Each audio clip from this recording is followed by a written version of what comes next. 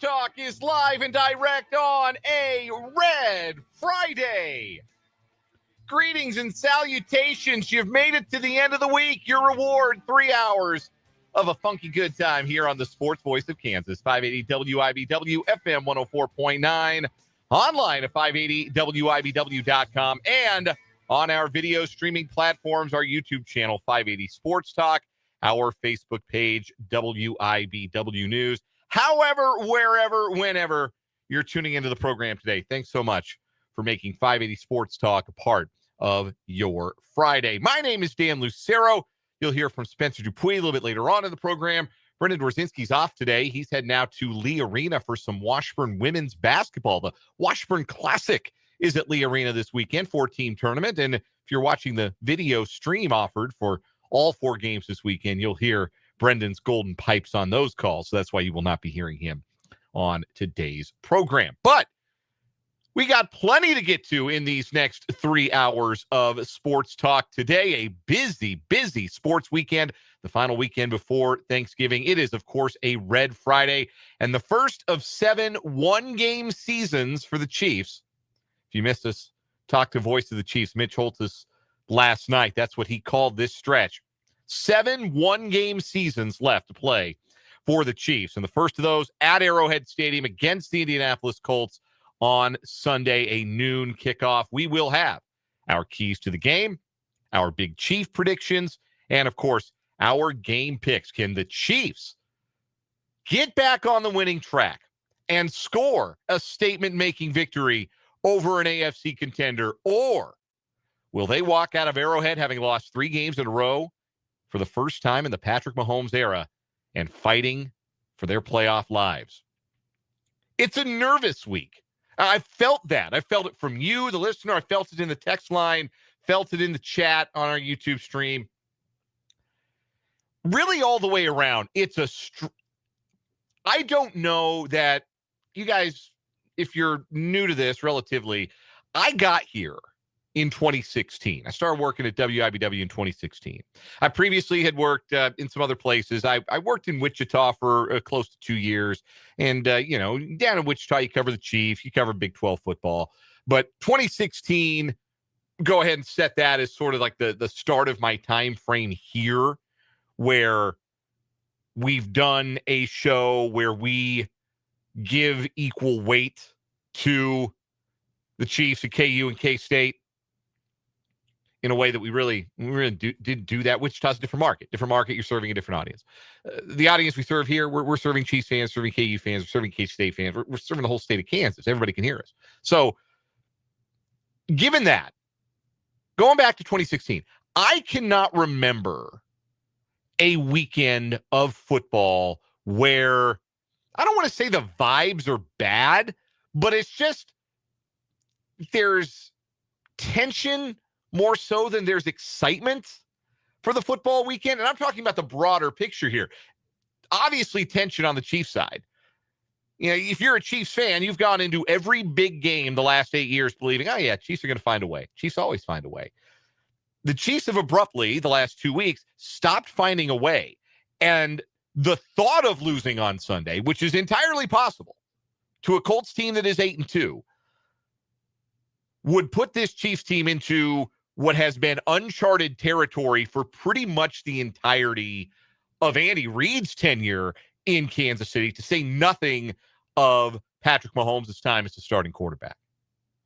And it's not real fun to comprehend from that perspective in the kingdom. And not only that, you've got bowl eligibility up for grabs for KU and K-State, but just the fact that that's all you can really aim for in this regular season with 2 games to play makes the games feel like they've got a little less juice. For KU, the feeling is it better happen Saturday in Ames, because it ain't happening on Black Friday at home against a Utah team that's going to be probably a double-digit favorite against Kansas. And speaking of Utah and being a double-digit favorite, they are 17.5-point favorites against Kansas State. And I do not recall more than a handful of games. Literally, I was trying to think about this. Chris Kleiman's been a double-digit dog 4 times in his head coaching career at Kansas State. Now, he's 3-1 in those games. All 3 wins coming against Oklahoma. He is 3-1 in those games. Important to note. But I don't recall going into a Kansas State game more than a handful of times where the overwhelming feeling is, yeah, K-State probably going to get clobbered. Like, that's not a guarantee, but that's kind of the feeling, right? So it's just strange. It's just a strange feeling into this football weekend for KU, for K-State, and for the Chiefs. But we're going to break it all down here today. We'll have our keys to the game, our big Chief picks, our prediction for the Chiefs and the Colts on Sunday at Arrowhead. Again, you'll be able to hear the game right here on 580 WIBW FM 104.9. Pregame coverage at 11 a.m. before the kickoff at noon with Mitch Holtis, Dana Hughes, and Josh Klingler from Arrowhead Stadium on the call. We'll also talk about it with our Chiefs insider, Matt Derrick. He'll join us at the bottom of this hour. Matt Derrick of ChiefsDigest.com. We'll get his perspective on what it's like having been around the Chiefs a little bit this week, the vibe in the locker room, the vibe on the practice field, and how he believes they match up against the Colts. So lots of Chiefs this opening hour, 580 Sports Talk. We'll get to KU football. We'll get to K-State football. We'll get to K-State basketball. If you are of the purple persuasion, you might be more excited about the basketball game tonight than you are about the football game tomorrow. I'm willing to wager that unless you just absolutely hate basketball for whatever reason, never clicked with you, not your favorite sport, I'm not here to judge. But if you're a K-State sports fan, the more exciting game this weekend is tonight at the T-Mobile Center when K-State takes on Nebraska in the championship game of the Hall of Fame Classic, because, folks, K-State basketball is fun. And you know what? More than fun, I'm willing to think that they were fun. I think last night's win over Mississippi State confirms that they are fun. Not only do I think they're fun, I think they're good. Like, I don't think this is early season. Oh, they're just knocking over tomato cans. No, I think they're good. I think they're good enough. I would not put them in the conversation about winning a league championship. I still think there's, more talent, a little bit more depth in other places, a little bit more pedigree in some other places in the Big 12. But K-State has a superstar leading the way in PJ Haggerty, and they put it on Mississippi State last night at the T-Mobile Center. So they get Nebraska tonight. You'll hear it right here on 580 WIBW and FM 104.9, 7:30 pregame, 8:30 tip. You can watch it on Peacock, stream it only. And I am willing to entertain the idea that they are just good. That they are an NCAA tournament team and maybe just good. Like no qualifiers, just a good team. I think they are. And I'll lay out why. We'll talk about that a little bit later on in the show. Of course, we'll have our 580 Sports Talk Picks contest, week number 13 of that. I have been left behind in the cellar after Brendan's 5-0 week last week, licking my wounds a little bit on that. So you get my picks, Brendan's picks. Spencer continues to lead the way. He's back over 500. We'll get his picks as well. We're also going to preview high school football tonight. No broadcast tonight on 580 WIBW. We will not have a sub-state broadcast for you tonight because of K-State basketball and Washburn women's basketball being over on our alternate home for high school sports, 106.9. But we will preview the Shawnee County sub-state games. Class 3A, Hayden hosting Santa Fe Trail. Class 1A, Jackson Heights taking on Rossville. Talked to Bill Arnold earlier this week. Talked to both Derrick Hamas of Rossville and did I say Bill Arnold of Rossville? I meant Bill Arnold of Hayden. Talked to him earlier this week. Talked to Derrick Hamas of Rossville earlier this week. Talked to Caleb Wick of Jackson Heights earlier this week as well. So you'll get thoughts from all three of those head coaches going into tonight's sub-state games. That's coming up in the 5 o'clock hour. Plus our typical Friday shenanigans. We got headlines. We got to crown a weekly champion on What Is Wrong With You. We'll do on Second Thought and so much more. Want to hear from you on the program today? The text line is open, 785-272-9429. That is 785-272-9429. You can also hop into the live chat on our YouTube channel. 580 Sports Talk is the name of the YouTube channel. Like and subscribe. Just subscribe. Just tap that button. Do it. Doesn't cost you anything. Makes us happy. Gets us closer to our stretch goal of 900 subscribers, at which point we will do 580 Sports Talk Idol. We will all sing for you. It will be fun. But if you're not subscribed, you got to subscribe today. 580 Sports Talk on YouTube. And hop in that live chat while we broadcast live. Say hello to your fellow listeners and be a part of the show today. want to say hello to Mark, Vance, Paul's in today. They're still showing your usernames and not your screen names on the live chat. I don't know what that's all about. That's 2 days in a row that's happened. I really do not understand that. Also, a hello to listener Brendan, who is in the chat. And I promise I will do the respect the belt bit during the college football picks to relay that sentiment for our guy Brendan, who, again, is offering the play-by-play for the Washburn Classic women's basketball tournament at Lee Arena today and tomorrow. So that's how you interact. That's how you make your voices heard. And I want to hear your predictions. Guys think the Chiefs have this one? How nervous are you going into Sunday with the Indianapolis Colts coming to town? Want to hear from you. 785-272-9429 is the text line, or you can hop into the live chat as well. Keys to the game for Sunday, the first of the 7 one-game seasons. The Chiefs have adhered to the one game at a time philosophy. And on the one hand, I get it. Like, that's really all you can win is the next one. You can't win them all without winning the first. All of those cliches. But I do wonder if there is enough urgency on the part of the Chiefs, because I don't think we've seen that in their last 2 games. And if we don't see it again on Sunday, they're going to get beat again. Right then and there, we need to see an urgent level of focus, an urgent level of competitiveness, an urgent level of clean play, clean football, no penalties, no turnovers. That usually bodes really well for the Chiefs. I was listening today to a podcast. I believe it was Nate Tice of Football 301 was on with Bomani Jones, Bomani Jones's podcast. And I forget where he cited seeing this, but Nate Tice relayed that if every team were on a neutral field, all things being equal, the Kansas City Chiefs would be favored over every other team in the NFL on a neutral field, according to the Vegas system.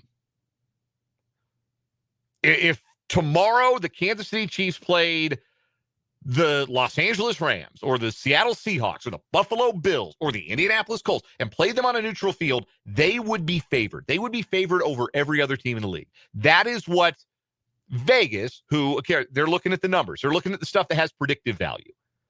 They're looking at the numbers. They're looking at who's available. They believe still that the Chiefs are the best team in the NFL. And we have seen them at times be the best team in the NFL. But they have also lost 2 games in a row. And now their backs are to the wall in a way that is largely foreign to them in a regular season scenario. So how will they respond? We'll find out at Arrowhead Stadium on Sunday. But these are the keys to the game. My first key to the game, something I talked about earlier this week, didn't really get a chance to flesh out what I meant by this. Chiefs have to make the offense boring again. They have to be willing to be boring. They have to embrace boring. Because with a quarterback as talented and as experienced as Mahomes, with a receiver group as deep as I believe the Chiefs to have, with a capable running game and offensive line, it was one thing to go into the season and talk about wanting to restore the deep ball to the offense and be, what the t-shirts say, AAF, aggressive as fudge. Only they didn't say fudge. That attitude by the Chiefs was totally understandable, totally welcome, and it produced some results for them over the course of this season, has produced some results. Even in Sunday's game, you look at Denver, the scoring drives against Denver, a lot of them were aided by the deep ball, and only one of them was completed. Mahomes, that deep shot to Tyquan Thornton, and there were a couple of big misses, but there were also 2 pass interference penalties of 40-plus yards, and those are as good as completions because they moved the ball down the field. So I am not saying that the Chiefs need to fully retire the deep pass, but forcing it, I think, has short-circuited the offense in particular the last 2 weeks, trying to hit for those shots and sell out for those shots and do it on third down and third and short situations when, a little stick route to Travis Kelce or a slant to Rashee Rice with some yak will do just fine. The Chiefs have to get, and Mahomes has talked about this. I think he talked about it both Wednesday and in his post-game press conference, that need to get that initial first down on the drive. 3 and outs are just killer. And the Chiefs had 3 and outs on their final 2 drives of the game against Denver. But he says just getting the first down of a drive gets you into rhythm. And the only team in the league better at producing something from a series of downs, so starting with 1st and 10, the only team better at turning a series of downs into either points or another first down, well, it's the Indianapolis Colts. But the Chiefs are second. They're really good at starting at 1st and 10 and converting that into something else. They have got to be consistent at doing that against a team that has the capability to put up a good number on them. So take what's being given by this Colts defense. If it's the running game, then run Kareem Hunt 15, 18 times. If Lou Anarumo is going to play 2 high safeties, which is what he's done just about exclusively as a defensive coordinator facing Patrick Mahomes, run the ball into those light boxes and take it. Chiefs have been willing to do that. 5 of 6 games against the Lou Anarumo Cincinnati defense, Chiefs have rushed for well over 100 yards in those games. So I think they've got it in them. I think they have an understanding of how to play against this scheme in particular. But don't force the deep balls. Be willing to be boring. Be willing to take 6 yards on 1st and 10. Be willing to take 4 yards on 1st and 10. That's a successful play.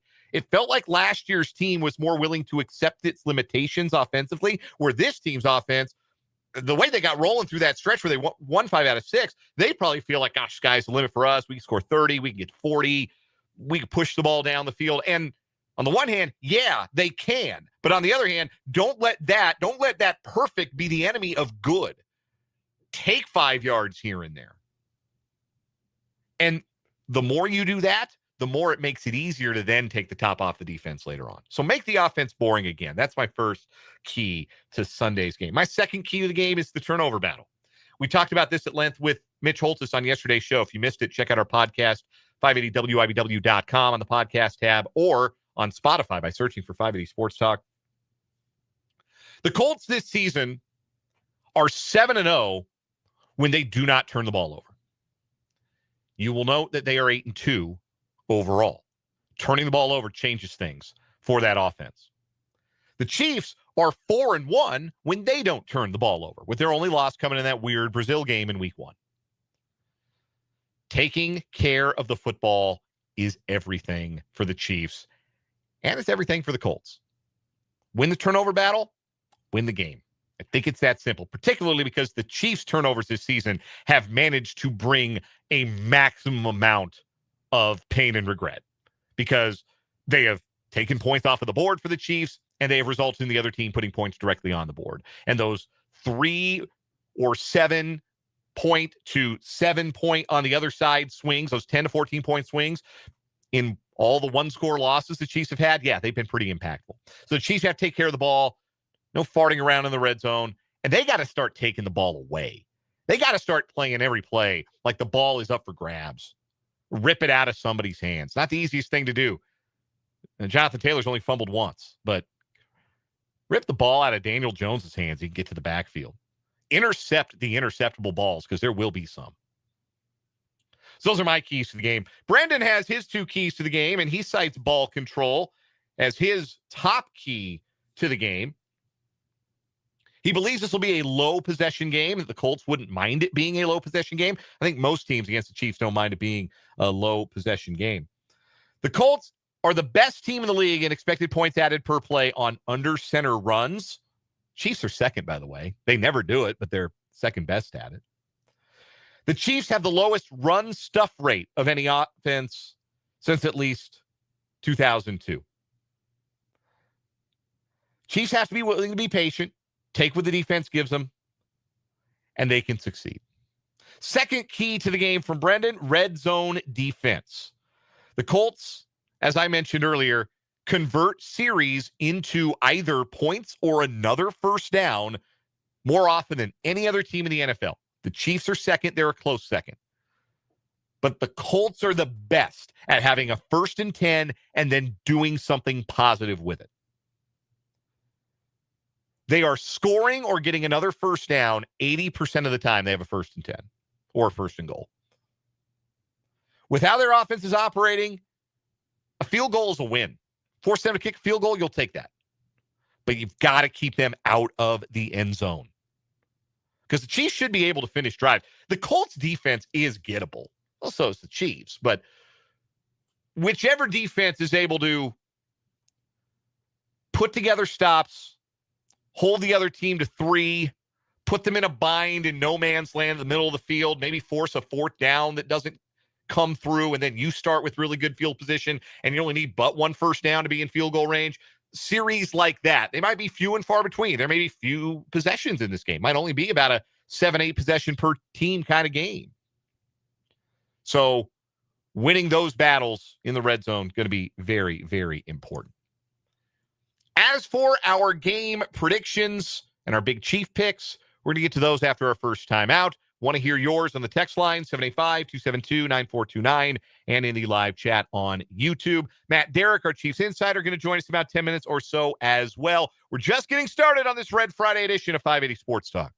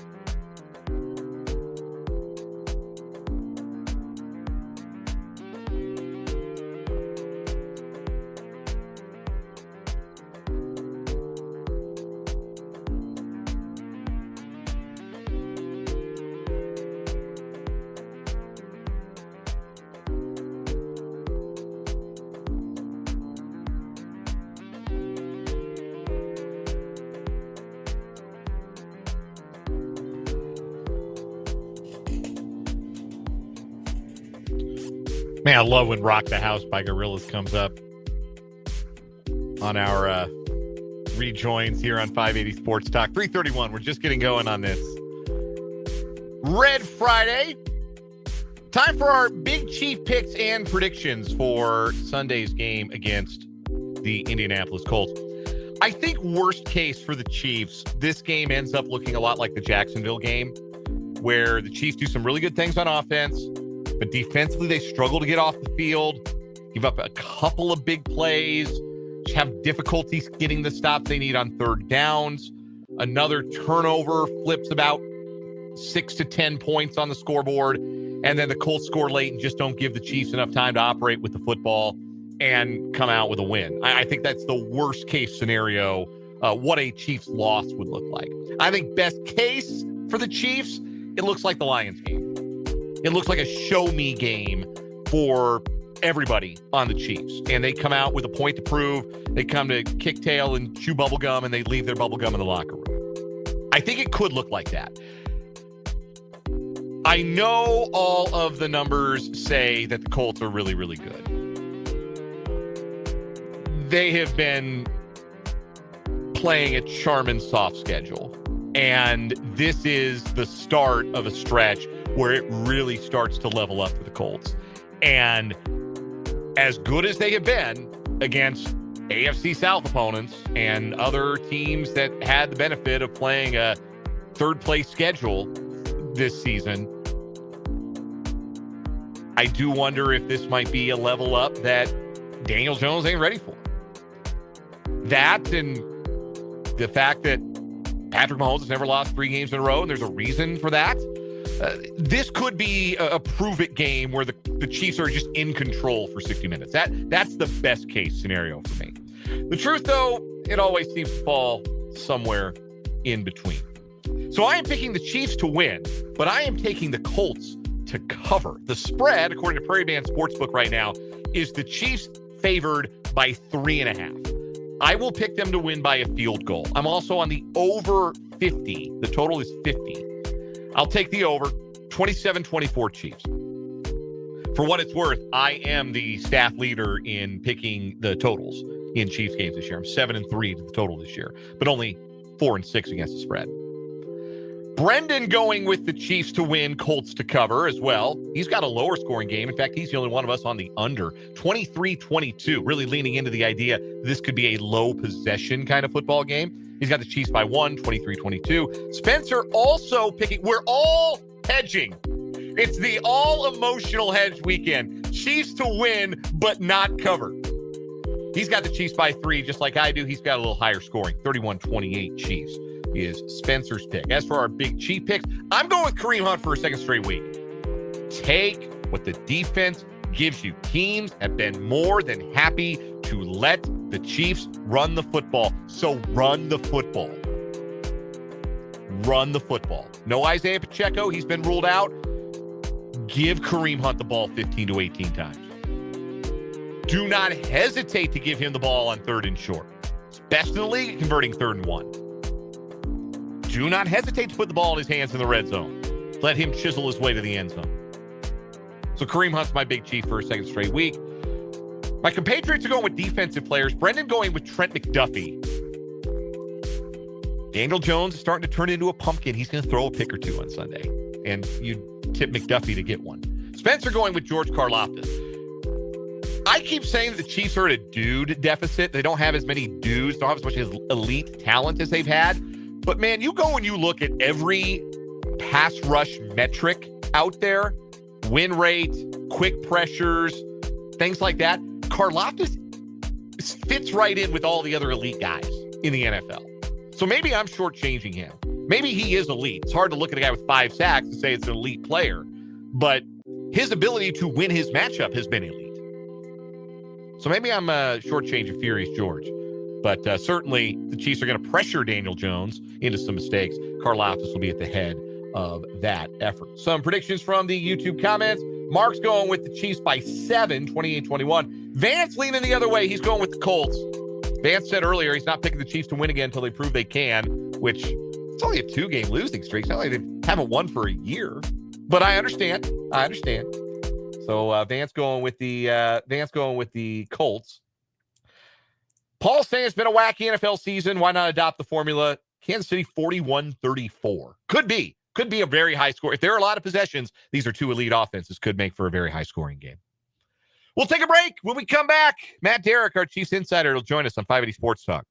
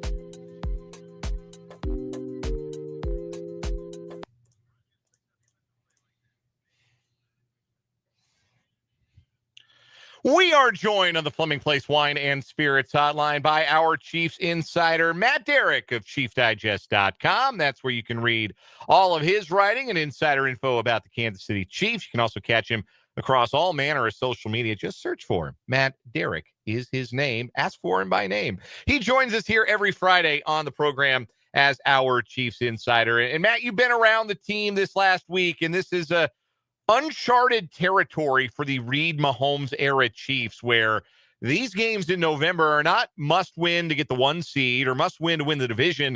They're must win to get into the playoffs. So how do things, if at all, feel differently around one Arrowhead drive as the final 7 games of this season approach? Well, that's kind of the weird thing, Dan. I'm not sure that things do feel a whole lot differently. I mean, being in the locker room this afternoon, it's the same kind of Friday joking around and everything that you would normally see, and playing games and chatting about the weekend. I mean, nothing too out of the ordinary. It's not like been super serious or intense. Now you talk to the players and on the podium and even off the podiums, you'll hear them. I mean, they say, yeah, I mean, the intensity is there, but you know, at the same time, I mean, it feels like that they're both acknowledging that they have to ramp it up a little bit, that they know the predicament that they're in. that they've got to basically win out, maybe only lose one game the rest of the way. But at the same time, I mean, they feel like that there's the same confidence that they've been playing with, that they feel like that they've been putting the effort in, that it's just these little tiny mistakes that have been getting them. And it's more about attention to detail than ratcheting up the intensity. And I think there's even a little worry about, ratcheting up the intensity maybe too early, knowing that, hey, if you want to get where you got, you might have 10 more games to play, maybe 11 more games to play. So you can't play with 110% run to the wall playoff mode that long, I don't think. You might be right, Matt, but at the same time, like, you can't count on there being 11 games left. You might only get 7 if you don't bring it to it with that level of intensity every single time out the rest of the way. So how do the Chiefs balance that? Is that maybe the biggest challenge that Andy Reid has faced in a long time as the coach of this team? And the biggest challenge some of these veteran guys face is trying to figure out how to balance that a little bit in a way they haven't really had to think about before. Yeah, and I certainly get the sense, I don't know that this is necessarily how Andy Reid would put it, but I think it's the way I would put it from observation. I get the feeling that what this coaching staff and what Andy Reid's trying to dictate is that he doesn't want this team to try necessarily harder, because I think he feels like that if with trying harder, I think that there's going to be even more mistakes. And that's what he feels like this team is doing, is that it's not that they don't have the right game plans, it's not that maybe they don't even have the right execution, they're making the right decisions, but they're just making these little small mistakes. Maybe it's an effort piece here, maybe it's just paying attention. Is it focusing on making sure that you put the ball away, focusing on just winning your assignment and not worrying about what the guy next to you is doing? I mean, it's all these little things that they feel like that they're doing wrong. And I don't know. I mean, I get this sense that, there's a little bit obviously of just wanting to pace these guys, but I think it's also, not wanting to put too much pressure on them, but feeling that, hey, if these guys go out and play with confidence and play loose to a degree, maybe that's the wrong word, but at least go out there and play with a focus on the details and not as much maybe the finish line, that they can clean up what they've been doing wrong. And I mean, Andy Reid's been around a long time, so maybe he's seeing the right formula here and the right button to push. But I don't get that this is like a jockey going to the whip trying to get the horse. I mean, because really, think about it, they're just barely past the halfway point in this race. So I don't think he wants to go to the whip too quickly. But at the same time, I mean, he's trying to guide this team gently where they need to go, and it's got to be a fine balancing act for him. But with Reid talking about just the little details and that they're off by an inch, in the past when he said that, he's usually right. So I guess we're going to find out here in the next 7 games if he's right or not. We're joined by Matt Derrick, our Chiefs insider here on 580 Sports Talk. Matt Derrick of ChiefsDigest.com joining us on the Fleming Place Wine and Spirits Hotline. The Indianapolis Colts come to Arrowhead on Sunday. They are 8-2 on the season, in command for now of the AFC South. Are the Colts a great team because there are a lot of stats that suggest that they are, or are they a good team beating up on a soft schedule?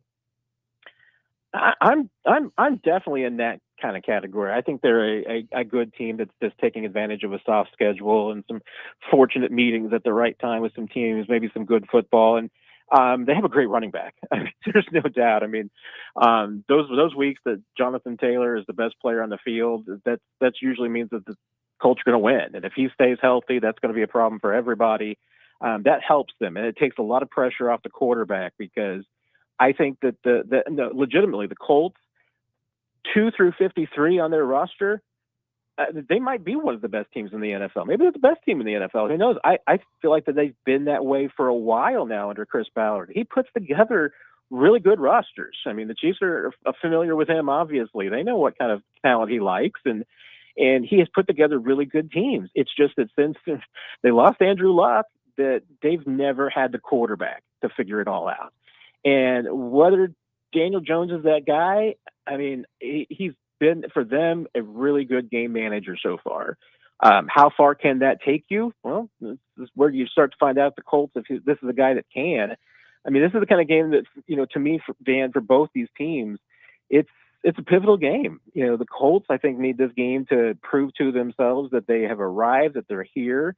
Otherwise, they have a feel a little bit to me, even though I think that they're just a better team and more talented. They feel a lot like that 2013 Chiefs team that jumped out to the 9-0 start and then finishes 3-4. They're probably doing a little bit of smoke and mirrors right now, but this team does have talent. I'm just not sure that they're 8-2 good. Colts have an outstanding secondary that they've added Sauce Gardner to in recent weeks, and now they get the former Chief Charvarius Ward back from a concussion this week, so they'll have their full complement of corners, and 1 through 3, that's as good as anybody has when you add Kenny Moore to that mix. They've also got Lou Anarumo calling the shots, and we all remember the 2021 AFC Championship game. How do the Chiefs attack this defense? What is the winning formula in your mind for the Chiefs offensively in this game? Yeah, it's a really good question, and it's going to be interesting to me because we talk about trade deadline deals, and this Sauce Gardner one's obviously going to be one of the bigger ones that we've seen in a while. We're going to see just how it all kind of fits together. With corners, I would normally say that most of the time, if you got a guy like Sauce Gardner, just leave him on an island, and especially for the Colts, they play a lot of man, so that's maybe a little bit easier, but you still never know just how these groups are going to work together chemistry-wise. And, we haven't seen a huge sample size yet from this team about how Sauce is going to fit in there. So I think the Chiefs, to a certain degree in the passing game, it's going to be time to just kind of test and see, where that secondary is. I mean, Patrick Mahomes isn't afraid of anybody. He's not afraid of any corner. He's willing to attack people. So there's an opportunity there for the Chiefs maybe to just probe that secondary and see where that they're at. I think they're definitely, if they could find any way whatsoever to just run the football a little bit, Dan, it would, I think, the passing game's life so much easier. But right now, I mean, teams have just been daring the Chiefs to run, and Kansas City, for whatever reason, has chosen not to.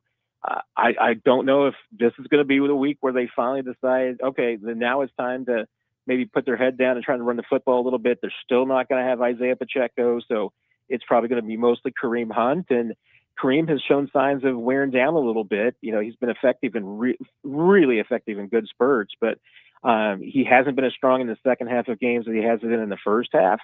And the Chiefs run the football like that. They run the ball like a team that just doesn't have a ton of confidence in their run game, especially as it wears on in the game. But I think this is the contest where the Chiefs offensively, they're going to have to take some chances. They're going to have to challenge that secondary and just probe them and see what weaknesses that there are. But it would make their life a whole lot easier if they could balance it out with some productive running.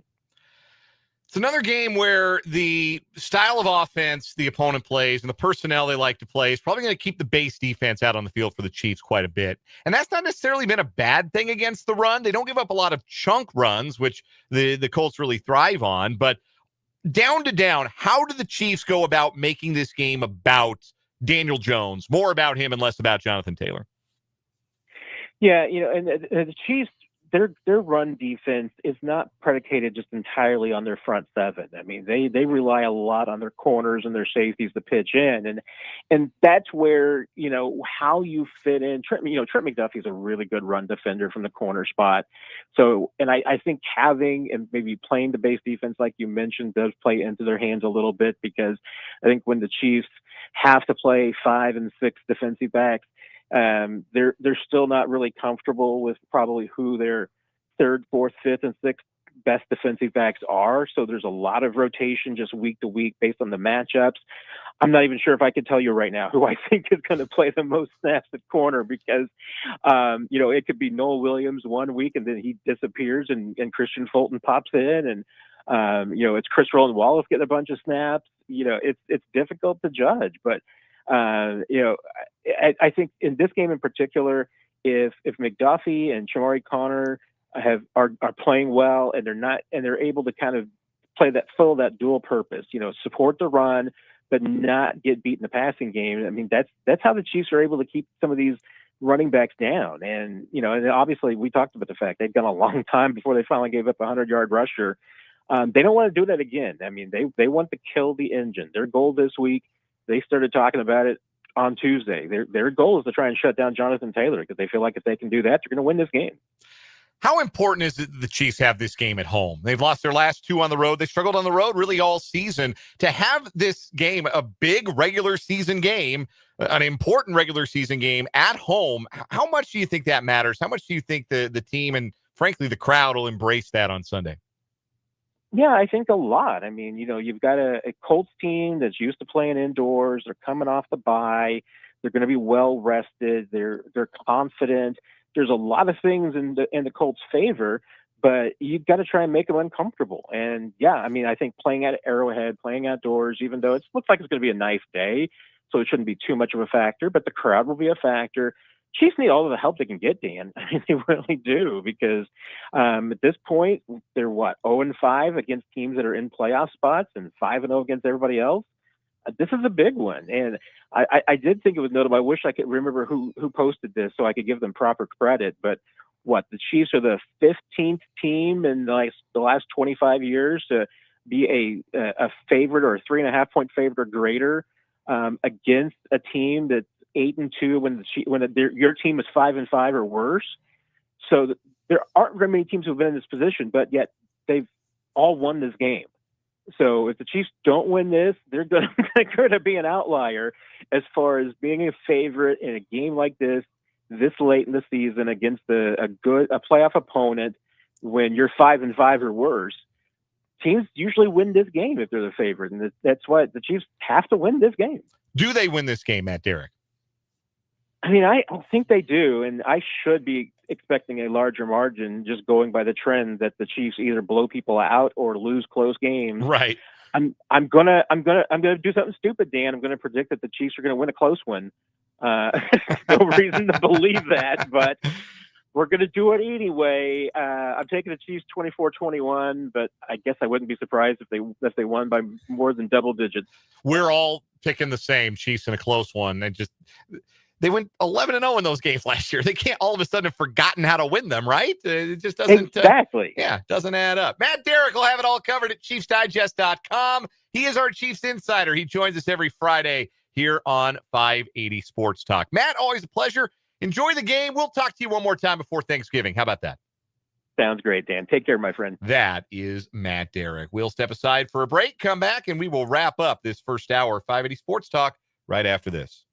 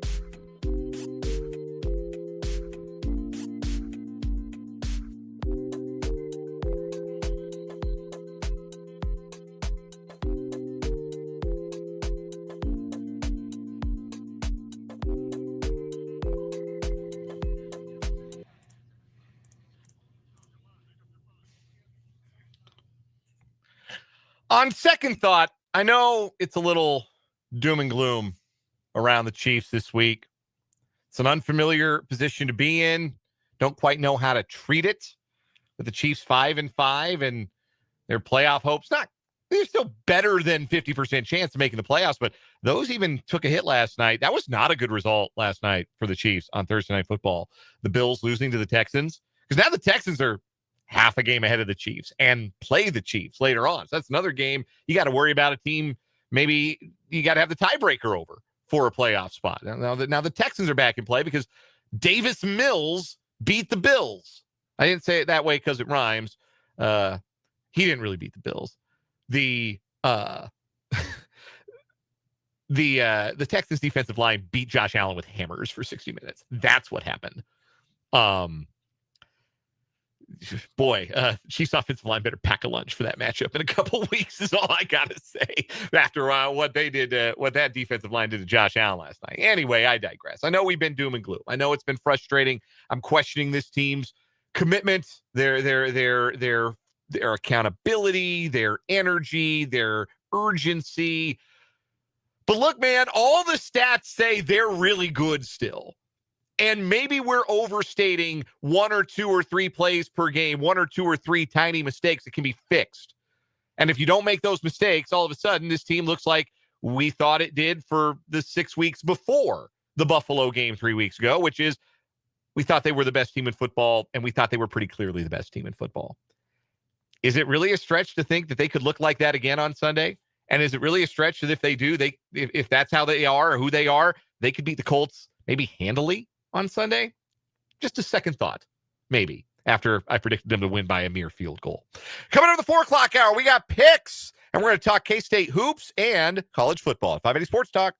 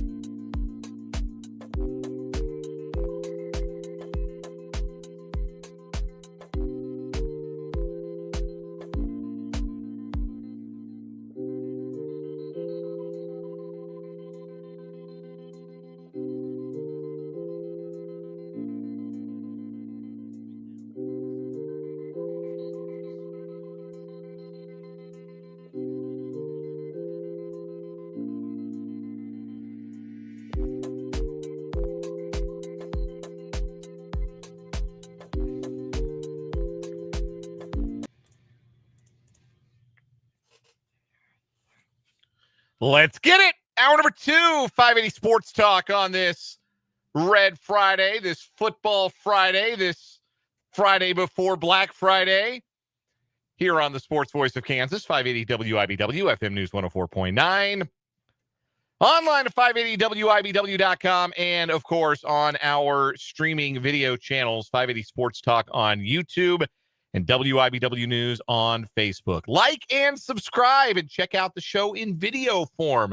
If you watch it on YouTube, you can jump into the live chat. Say hello to your fellow hosts or your fellow listeners and your hosts as we go along the show live from 3 to 6 every day here on the program. We are live until 6 today. We were joking yesterday. I'm not going to know until just before I go to bed how much show I got to prepare for Friday, because if Kansas State men's basketball had lost to Mississippi State last night, they'd be gearing up to play the first game of the night at the T-Mobile Center in the Hall of Fame Classic, which tips at 6 o'clock tonight. So we'd have been off at 5. They didn't lose. They dump trucked Mississippi State. We're going to talk about that a little bit later on this hour, because if you're not on board the Tang train for 2025, 2026, you might want to consider buying a ticket to take the ride. They are a lot of fun, and I think legitimately good. And we'll get to that later on this hour. But their win means they play in the championship game of the Hall of Fame Classic tonight. So at 6 o'clock, it's New Mexico and Mississippi State. And then 8:30, an old Big 8 rivalry renewed as Kansas State takes on Nebraska in the championship game of this event. Pre-game coverage at 7:30, tip-off at 8:30, right here on 580 WIBW and FM 104.9. It's cheaper than subscribing to Peacock, which is the only place to watch it. So I say all that to say we're with you until 6 o'clock tonight, and we got plenty more to come on the program today as a result of that, including, as I mentioned, later this hour, we'll talk a little K-State hoops. We'll also talk some college football. KU and K-State can both get to bowl eligibility with wins on Saturday. K-State and KU are both road underdogs on Saturday. So vibe's not great. Vibe's not high, but we'll talk about those matchups. K-State, of course, at Utah. That's a 3 o'clock kick. You can hear it right here on 580 WIBW and FM 104.9 tomorrow afternoon. 1 o'clock pregame, 3 o'clock. The kick from Salt Lake City. KU is at Iowa State. So more on that later on. More on NFL Week 12. We got our headlines. We got what is wrong with you. All that fun stuff here on the program today. But first, before we get to all that, we're going to have Week 13 of our 580 Sports Talk Picks contest as well. You can interact with us on the show today. The text line is 785-272-9429. That is 785-272-9429. You can also, as I mentioned, hop in the live chat, say hello, interact amongst yourselves, grow the 580 Sports Talk community, and interact with your hosts as well. See, Jeffrey's in. Good to see you, Jeffrey. Jay Hawker's in, liking what he sees from Washburn Ichabod basketball. I sure am as well. Ichabod men play tomorrow on the road at William Jewell. Our Trenton Craxner will be on the call. Former intern Trenton Craxner is going to have the play-by-play of that one tomorrow afternoon. 2:45 pregame, 3 o'clock tip over on Country 106.9, home of the Ichabods.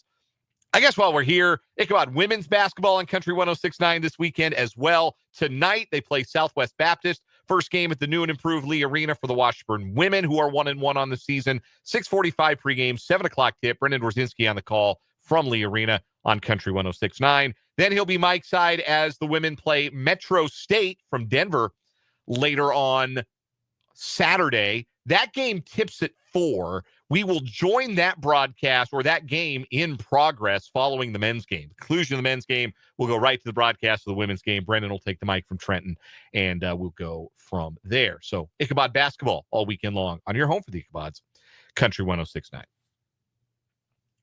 All right. Let's get some picks. And let's welcome in Spencer Dupuis to the program, who joins us remotely today. Hi, Spencer. You are. You're on the video. Everybody can see you.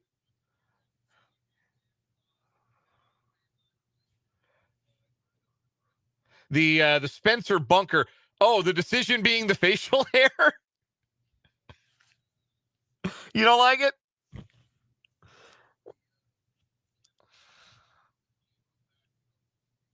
Okay. So you had to, it had to either be that or nothing at all. You had to, so you just decided to give it a run. And it's not your favorite. What does Olivia think? Her opinion is really the most important.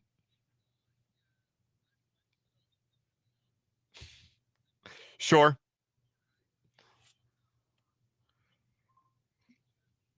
Reacted with horror. There's never the reaction you want from your significant other when you make a grooming change. So I played myself with regards to my own facial hair. We can tell the story. So it was always kind of a running gag, and you're familiar with the idea, Spencer, because you, like me, are a hockey fan. You're familiar with the idea of the playoff beard. So every year, February and March, super labor intensive in our line of work because you've got high school playoffs, state basketball, sub-state, Washburn in the MIAA tournament trying to make the NCAA tournament.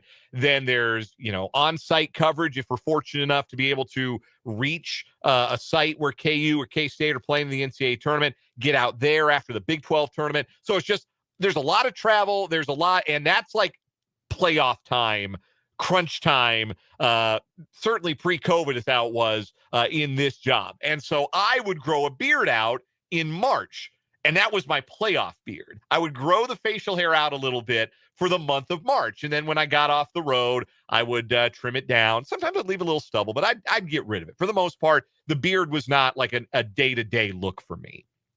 What month did COVID happen in 2020? And so I was stuck with this playoff beard, burgeoning playoff beard at a time where, one, all of a sudden we weren't really working. I wasn't really working. And two, nobody was grooming themselves. Nobody's going to get a haircut. Nobody was, that was just not, a thing that you were really doing. So I let it all grow, hair and beard. Thank goodness there was no, I wasn't on the show anyway, so nobody would have seen it. But thank goodness there was no, there are no real surviving photographs that y'all know of me with the long hair. I have the Alabama bangs in the back going, little bit of a party in the back. Not quite business in the front, but a little bit of party going on in the back. And I let the beard grow, and not like to an extreme, like Charlie Blackmon, Dallas Keuchel, sort of like baseball beardo level. But what you see now is about the extent of the beard I would allow myself to grow in that time frame. And then at the same time, this was all happening, I was dating my wife. We just met. So this is how she knows me. And so now I'm kind of stuck with it because she doesn't really know me without a beard. And now my son doesn't really know me without a beard. So whether it's a good beard or not, and it's fine, like, it's all right. I've grown accustomed to it. I like it well enough, but I'm kind of stuck with it. I worked myself into a shoot, brother. I'm stuck with this beard for a while. Anyway, this has been Talking Facial Hair on 580 Sports Time. I texted the 785, said, Dan, I did the same thing as you in 2020. I looked like the Unabomber. And another from the 785, Spencer, at least you don't have any kids where if you shave, your kids don't recognize you and they cry. See, that's what I'm worried about. That's what I'm worried about. That Asher will freak out if I wake up and say, no, this is all going to go. He saw a picture. I was looking at my phone today, and I happened to have a memory come up on Facebook, and it was me at work, I think in 2018, with Greg Akagi, actually, and our former news director, Nick Gosnell, and there was a puppy in studio. Somebody brought in a puppy, and I was holding the puppy, and I didn't have any facial hair. And usually, my son sees a picture of me. He points to the whatever it is, the frame or whatever. And he goes, Dad. He did not point to my phone. And when he finally pointed to my phone, he pointed to Greg. He did not say Dad about Greg, but he did point to the phone.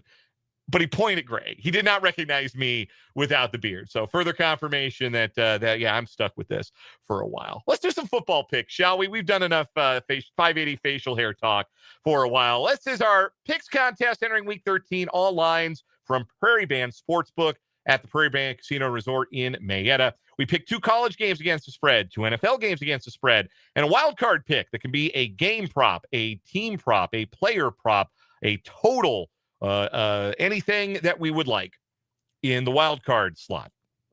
Spencer back over 500 after a 4-1 week last week, 30-27-1 overall. Brendan went 5-0 last week. First perfect week of the season for the group. He's moved ahead of me. He is 26, 31, and 1. I am 24, 29, and 4 after a 500 week that included a push. 4 pushes this week and a chance for 3 more this week. Really 4 if my wild card hits the number. So given my luck, we'll probably land on 1 or 2 of those. All right, Spencer, you are in the lead, so I'm going to let you go first this week. The belt and respect my Marshall herd on the road at App State, favored by 5. This line has moved even more towards the herd. I think it was 4.5 or 3.5 or something. They are on the road fighting for a spot in a bowl game against App State, and I think they're going to roll, favored by 5. And then it's also respect the Ohio State going against a subpar Big Ten team week. You've been riding this lately.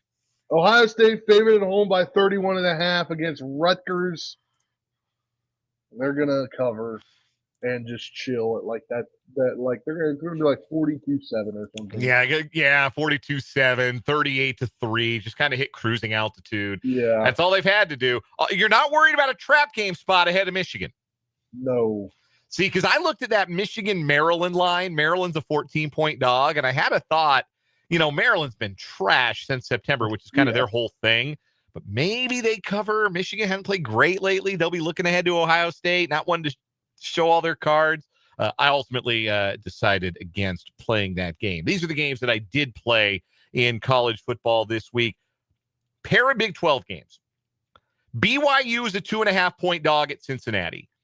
Don't for the life of me understand why. Cincinnati has not played well the last couple of weeks. Their defense is a sieve, and BYU has a lot of success against mediocre defenses. They can really put up points against mediocre defenses, and Cincinnati has a mediocre defense. And I think BYU's defense will continue to add to the recent struggles of Brennan Sorsby. I think BYU wins that game. It just means more to BYU right now. They want to stay in the hunt for a playoff berth.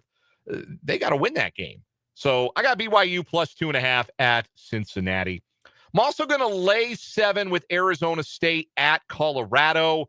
Doesn't seem to me like enough points for Arizona State in this game. I know they don't have Sam Leavitt, but Colorado hasn't been able to cope with running quarterbacks this year, and Jeff Sims can really run the football. So I think Arizona State will be able to score what they want to score, and defensively, I think they'll keep a lid on the freshman Julian Lewis and that Colorado offense. I know they were respectable last week in a loss to West Virginia, but I think Arizona State's better, a little more well-coached. They're towards the bottom of the college football playoff too, so they're still playing for something.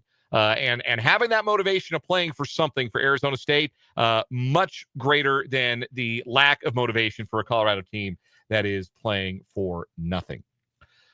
Let's get to Brendan's picks and say it with me, Spencer. It'll be a little. Actually, don't say it with me because you're on the tie line. It would be off. It would be not harmonious. It would sound really, really bad. So I'll say it. Brendan this week is once again respecting the belt. Both of his picks are Sun Belt League picks. You'll have to tell me if they're good or not, Spencer. Texas State minus 18 at home against Louisiana Monroe. This is another ongoing bit. All you guys have ongoing bits, and I don't. I'm the only guy without. Hey, that line is moved even more in the favor of Texas State. What is it now? It's now 19.5. I think he'll take it at that number. So we're going to make him take it at that number. Louisiana Monroe is god-awful. God-awful. Truly so bad. So this is the bit within a bit for Brendan. Not only picking Sun Belt games, but picking against Louisiana Monroe because they are truly atrocious. He's also laying 10.5 with Troy at home against Georgia State. Why is that one is now 10? Okay. Well, yeah, I'll be happy to not have to give the hook. Is that Troy good or is that Georgia State bad? That's Georgia State bad, man. I was able to listen to that broadcast of Marshall down there and watch some highlights. You know, that Georgia State team is bad. They play at the former Turner Field. With a friends and family crowd. To say the least. That's how bad it was. All right. So 2 Sun Belt picks for Brendan. Texas State minus 19.5, Troy -10. Let's get into the NFL. We'll give you Brendan's NFL picks first because we do this snake style. The last to pick college games picks NFL games first. So Brendan's NFL picks this week. Again, Brendan not with us today because he's out at Lee Arena providing play-by-play for the video stream of the Washburn Classic. The first game today, I don't remember who's playing Metro State. Northeastern State, I think it is. Pretty sure. Yeah, it's Northeastern State playing Metro State of Denver. And he will have the video stream call of that before he calls the Washburn game on Country 106.9 tonight. Anyway, Brendan's NFL picks this week. New England -6.5 at Cincinnati. Joe Burrow is questionable for this one. I wouldn't have touched this game with a 10-foot pole, not knowing Burrow's status. But this is a confidence level for Brendan in Drake May and in the Cincinnati defense being trash. And so maybe it's just not mattering who the Bengals quarterback is if they can't stop anybody, which it really doesn't look like they can stop anybody. And Brendan also laying 10.5 with Detroit at home against the Giants. Giants are going to start Jameis Winston at quarterback for a second straight week. A lot of volatility. Yeah, a lot of vibes, but a lot of volatility there. They didn't coverly pushed last week. Ask me how I know. But Detroit trying to get back into form after a loss. They're back at home. I think that's a good pick from Brendan. I think that's one that Detroit should win pretty handily.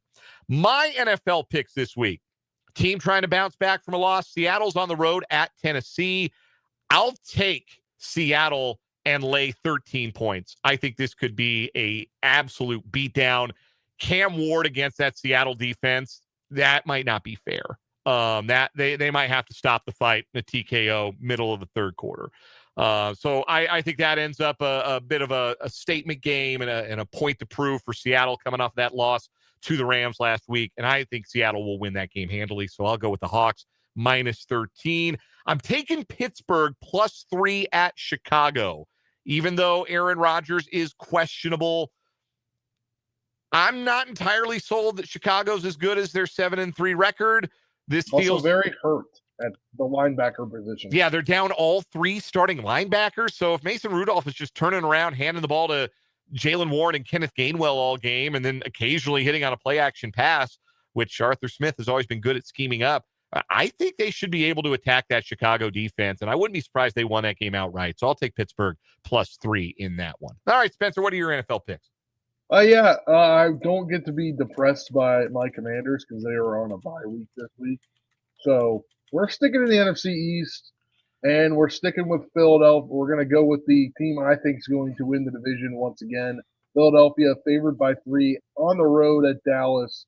I think Dallas is going to be looking too much to Thanksgiving where they're going to host the Chiefs. I think they're going to be overlooking a Philly team that's somehow only favored by 3. I think this is going to be like a blowout. And then you got some.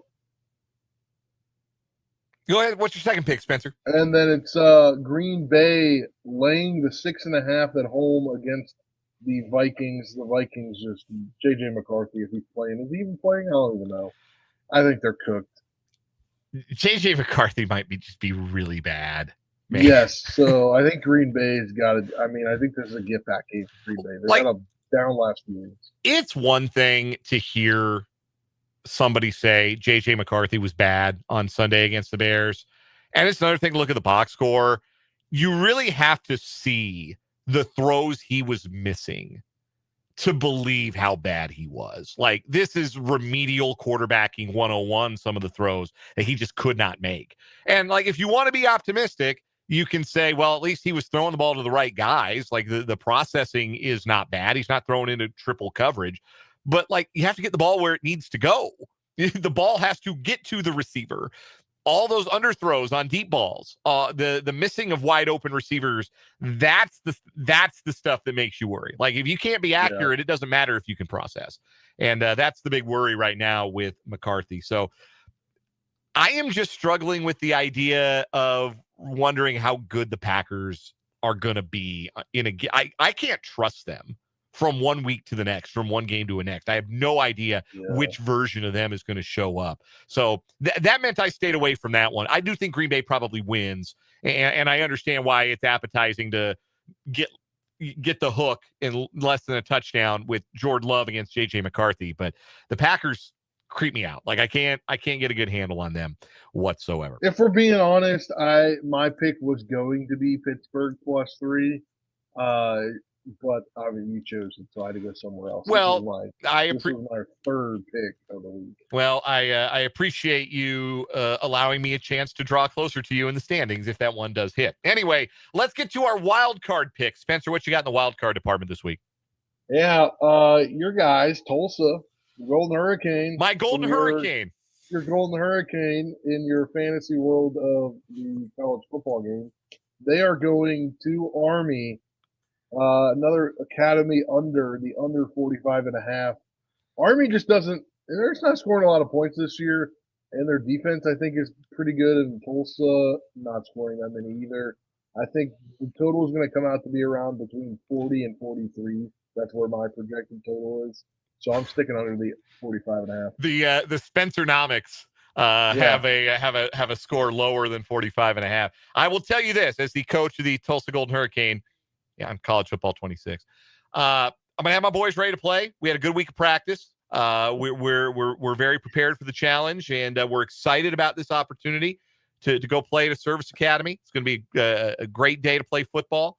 And no matter what happens, it's been a tough year for us, but my guys keep showing up every single day, and we're gonna put out an effort that makes our university proud and our city proud. We're Tulsa's team, and we're gonna reflect that on the field on Saturday. We do that every week with our effort and with our belief, and we're going to keep believing. It's been a rough year, but we're going to keep believing. Yeah. Tulsa's 2 wins. One of them is Oklahoma State. That's all you need to know about really both of those teams. My wild card pick, I got the under in Cleveland, Las Vegas. The total is 36. Which is so low that you almost have to take it as a novelty. But that was going to be mine as well. Like, again, you took that for me. And all right. I can't take all your picks. But, that is, of course, Shedeur Sanders' first NFL start, and I am resolute in the belief that he can't really play. And maybe this week, when Max Crosby is picking pieces out of Shedeur Sanders with from his teeth with a toothpick after the game, we can acknowledge that, well, hey, look, he got all those first team reps. He got first team reps this week, and he's still sorry because he drops back too far and he makes bad decisions, and he's not ready for this. Like, and I don't know that he ever will be, frankly. I think he's got too many bad habits as a quarterback to ever get there. I mean, you're going to find out one way or another, but I think that the Vegas defense is just licking their chops this week. And also, the Cleveland defense, which is good, gets to tee off on the utterly washed Geno Smith and the Raiders offense. So this game feels like 12-9, disgusting, hide the children, never speak of it again. Brendan's got a funky one this week. It's a first quarter spread. Charlotte playing Georgia. That is the University of Charlotte. University of North Carolina, Charlotte. They just go by Charlotte. It's like Nebraska, Omaha. Just call them Omaha. This is UNC Charlotte. Charlotte, the 49ers. They play at Georgia on Saturday. I don't ask. I don't know. But Georgia notoriously slow starters, particularly against inferior competition. So Brendan's got Charlotte covering 10.5 in the first quarter. So the first quarter score, he's got Charlotte plus 10.5. I love that pick so much. That is such a sicko pick from Brendan. Yeah, I mean, that's not a horrible pick because if I remember correctly, Marshall only gave up 2 touchdowns to them in the first quarter, and one was late, very end of the quarter, if I remember correctly. So I love that is totally deranged. I love that pick from Brendan. Anyhow, we didn't get a lock of the week from Brendan, but what is your lock of the week, Spencer? Respect the belt. Respect Marshall. They are going bowling after this weekend because they're going to win by at least 5. I've got the Cleveland Vegas under is my lock of the week. Those are our picks. Now we're going to take a break. Come back. We're going to crown a What Is Wrong With You champion after this timeout here on 580 Sports Talk.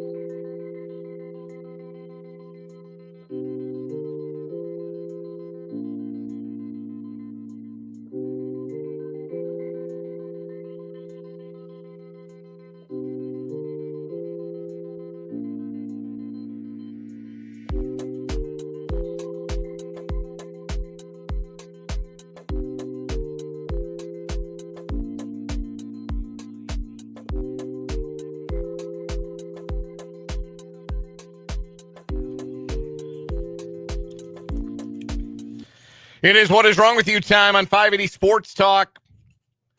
Two new stories competing today, trying to be the weekly champion here on the program. Our Monday winner is still the survivor into today. That is the Captain and Coke, the former Pennsylvania police chief accused of dealing cocaine and having stolen a rifle from the evidence locker. Sounds like some Super Troopers type business to me. That is our current weekly champion. We got two news stories today. I'm going to go first.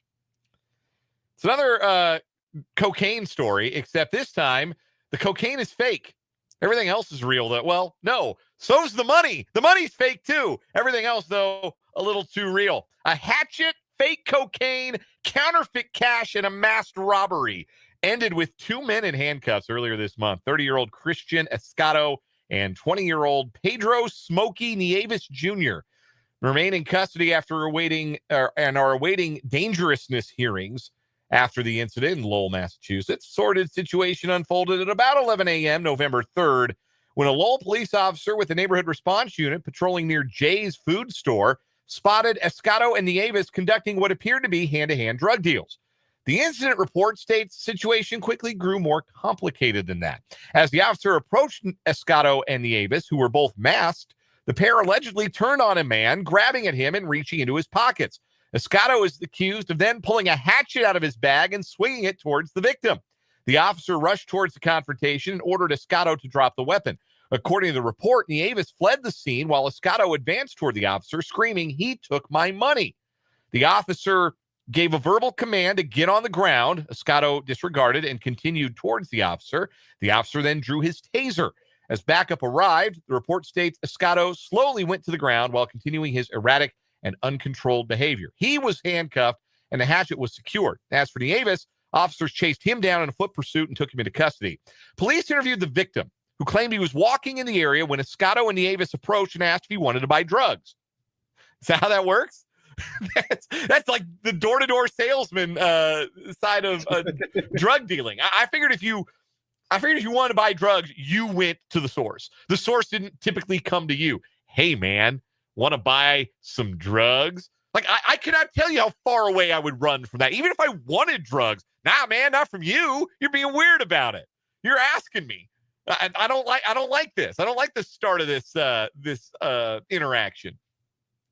Anyway, the alleged attack then ensued. The victim told police he just cashed a work check and was carrying several $100s, which he said was stolen during the incident. While officers were sorting out the scene, another man approached police and said Escato and Nieves had tried to rob him just moments earlier. He told police that Escato, who is homeless, had asked him for money, which he usually gives in small amounts, but this time he could not. The second victim alleged an argument broke out among the men, and Escato hit him in the back of the head with a blunt object. Escato and Nieves were arrested for robbery, but police said the charges did not stop there. A search of Escato turned up a baggie of white powder that police assumed was cocaine, but it wasn't. It tested negative for being cocaine. Escato was allegedly in possession of $270 cash. Nieves was found with 50 counterfeit $100 bills. Both men were charged with armed robbery while masked and armed assault with intent to rob, while Escato was charged with assault with a dangerous weapon and possession with counterfeit drugs with intent to distribute. So is the possession of counterfeit drugs, is that a lesser charge than possession of real drugs? Yeah, I don't know. Again, things I do not think I'll ever have to know in my life, Exactly. given the path I have chosen to walk. But yeah, man, hey, man, want to buy some fake Coke? Can I interest you in this fake blow? Initiative. It's good to have initiative. Anyway, you've got a story today, Spencer. Yeah, we're going to Lakeland, Florida. In a moment, we're going to hear a quote from one of our favorite sheriffs of all time, Grady Judd. A Florida man claiming to be taking part in a TikTok challenge was arrested after he was caught on camera walking buck naked down a Polk County street, according to the sheriff's office. A man was driving to work earlier this month on Broken Arrow Trail when he spotted a man walking down the road naked despite the 36-degree temperature outside. The man was captured on the guy's Tesla cameras on his car. Quote, "You know what buck naked means? He's not wearing any socks, Polk County Sheriff Grady Judd explained. You can be naked and wearing socks, but buck naked means you don't have anything on. The driver called the sheriff's office. We asked him, "Are you cold?" Not a bit. What are you doing? Well, it's a TikTok challenge. You don't even have your cell phone. You're really naked when you don't have your cell phone. The sheriff added that when the deputies asked for his name, the man gave a false name and a false address. So we addressed the obvious violations on there, is what Grady Judd said. A public information officer from Polk County Sheriff's Office told Fox 13 the man's real name was Anthony Day. He was charged with disorderly conduct, resisting an officer, and exposure of sexual organs. It was unclear while he was walking down the street if it was a really poor TikTok challenge. No, man, that excuse rocks. Anytime you get caught doing something you're not supposed to do, what are you doing? A TikTok challenge? You know, if it was really cold out, I can tell you one thing that wasn't 6'7".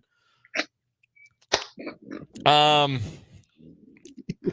sorry. That is so funny. Yeah, I'm doing a TikTok challenge. Oh yeah. Does that mean you're filming? You're filming it? Are you filming this? Where's the camera? That's great. Now that's gonna be next time my wife asks me, "What are you doing?" I'm doing something silly. I'm gonna say TikTok challenge. It's a TikTok. I don't have a TikTok. She knows that.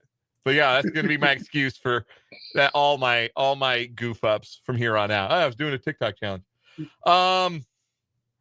I think that wins today. Both of these stories are really good. I think I might win the week. I don't know, man. Walking naked, just naked as the day he was born, down the street, and police catch up with him. He's doing a TikTok challenge. Also, I just learned buck naked means you're like completely naked. So yep. Apparently, some people walk around with socks on. I wouldn't know anything about that. I don't know. Grady Judd does. We always learn a thing or two from Grady Judd. No, that's a fact. I think that wins. Yeah. I think that wins the week. I just love the thought of that guy saying, "Yeah, man, doing it for the TikTok." Don't write me up. It's a TikTok challenge. Sure, Ann. Whatever you say. That's our champion for the week on What Is Wrong With You. We'll take a timeout. We'll come back. We're talking a little K-State hoops, a little basketball, and some football as well. Spence, good to have you. Have a great Westminster weekend, man. That is Spencer Dupuis. We'll take a break. More 5D Sports Talk next.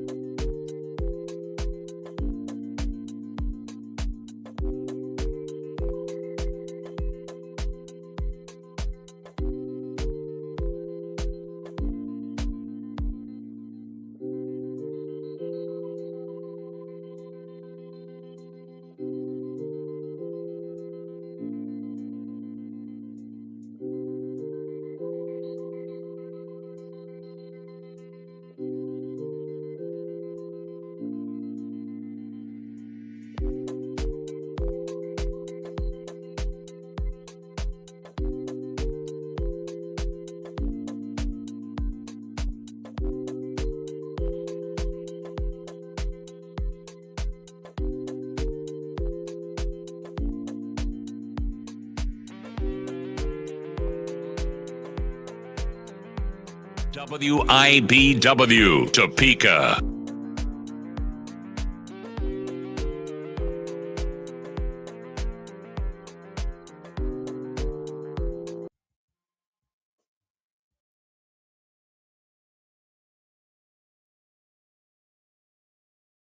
.443 on 580 Sports Talk. I am Dan Lucero, hanging out with you on this Friday. Thanks for being here. We're with you until 6 o'clock. K-State basketball tonight at 7:30. That's the pregame show. 8:30 tip-off tonight for the Cats as they take on Nebraska in the championship game of the Hall of Fame Classic. They got there with a 98-75 win over Mississippi State. You can't win them all. I said on the show yesterday, I'm talking about myself here. K-State has won them all this year. They're 5-0. I said on the show yesterday, Mississippi State's kind of team. They want to slow it down. They good defensive scheme. Chris Jan's defensive-minded coach. Probably not a game where K-State's going to be able to get to 80. They scored 98 points. And it didn't really seem like they had to stress and strain or shoot a ridiculous three-point percentage to score 98 points either. That was just them running their offense and dictating the terms of the basketball game. That game was what K-State wanted to be. K-State is going to want to get up and down the floor. They want to play fast. They want to have a lot of possessions because they believe in their offense, and they should. And they put 98 on an SEC team. And PJ Haggerty was off the charts. 35, 7, and 8 for Haggerty last night. Sorry, 37, 7, and 8. That's a Shea Gilgeous-Alexander stat line that Haggerty just casually threw up there in a neutral site game against an SEC team that came in ranked higher in the KenPom than K-State was. And I had a thought, and I checked myself on. I said, maybe I'm overreacting. You know, maybe I'm being a prisoner of the moment. Maybe I'm overreacting a little bit. But just to double check, fired up the old X app, 5A Sports Talk account on X, where everything is happening at all times. Everything happens on X. Latest thing happening on X apparently is that their AI model believes that Elon Musk is a better athlete than LeBron James. So that's a thing that you can get their AI model to tell you. Very useful, sir. The X, where everything is happening. As long as that everything is kissing Elon Musk's ass. Other than that, it's not allowed. Anyhow, I was over on X last night because I was trying to find, some of the K-State posters, personalities, people that I'm familiar with, and they all had the same reaction to that performance by PJ Haggerty last night that I did.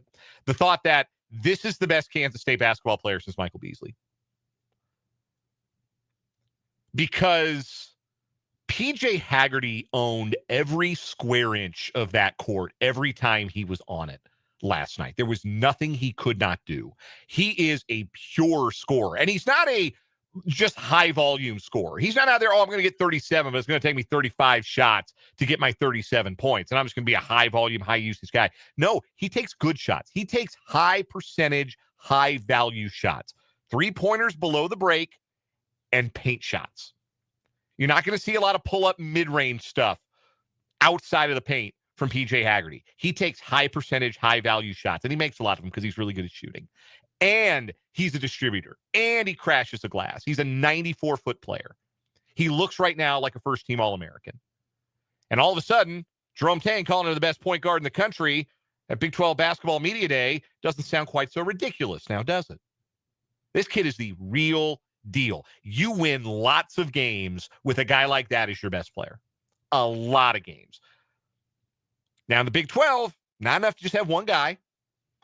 You got to have the pieces that fit around him. And as much as I'm enthusiastic about Haggerty and the way that this team can score, because they can really score, I think the pieces fit for this Kansas State team. They don't play anybody right now extended minutes that doesn't give them anything.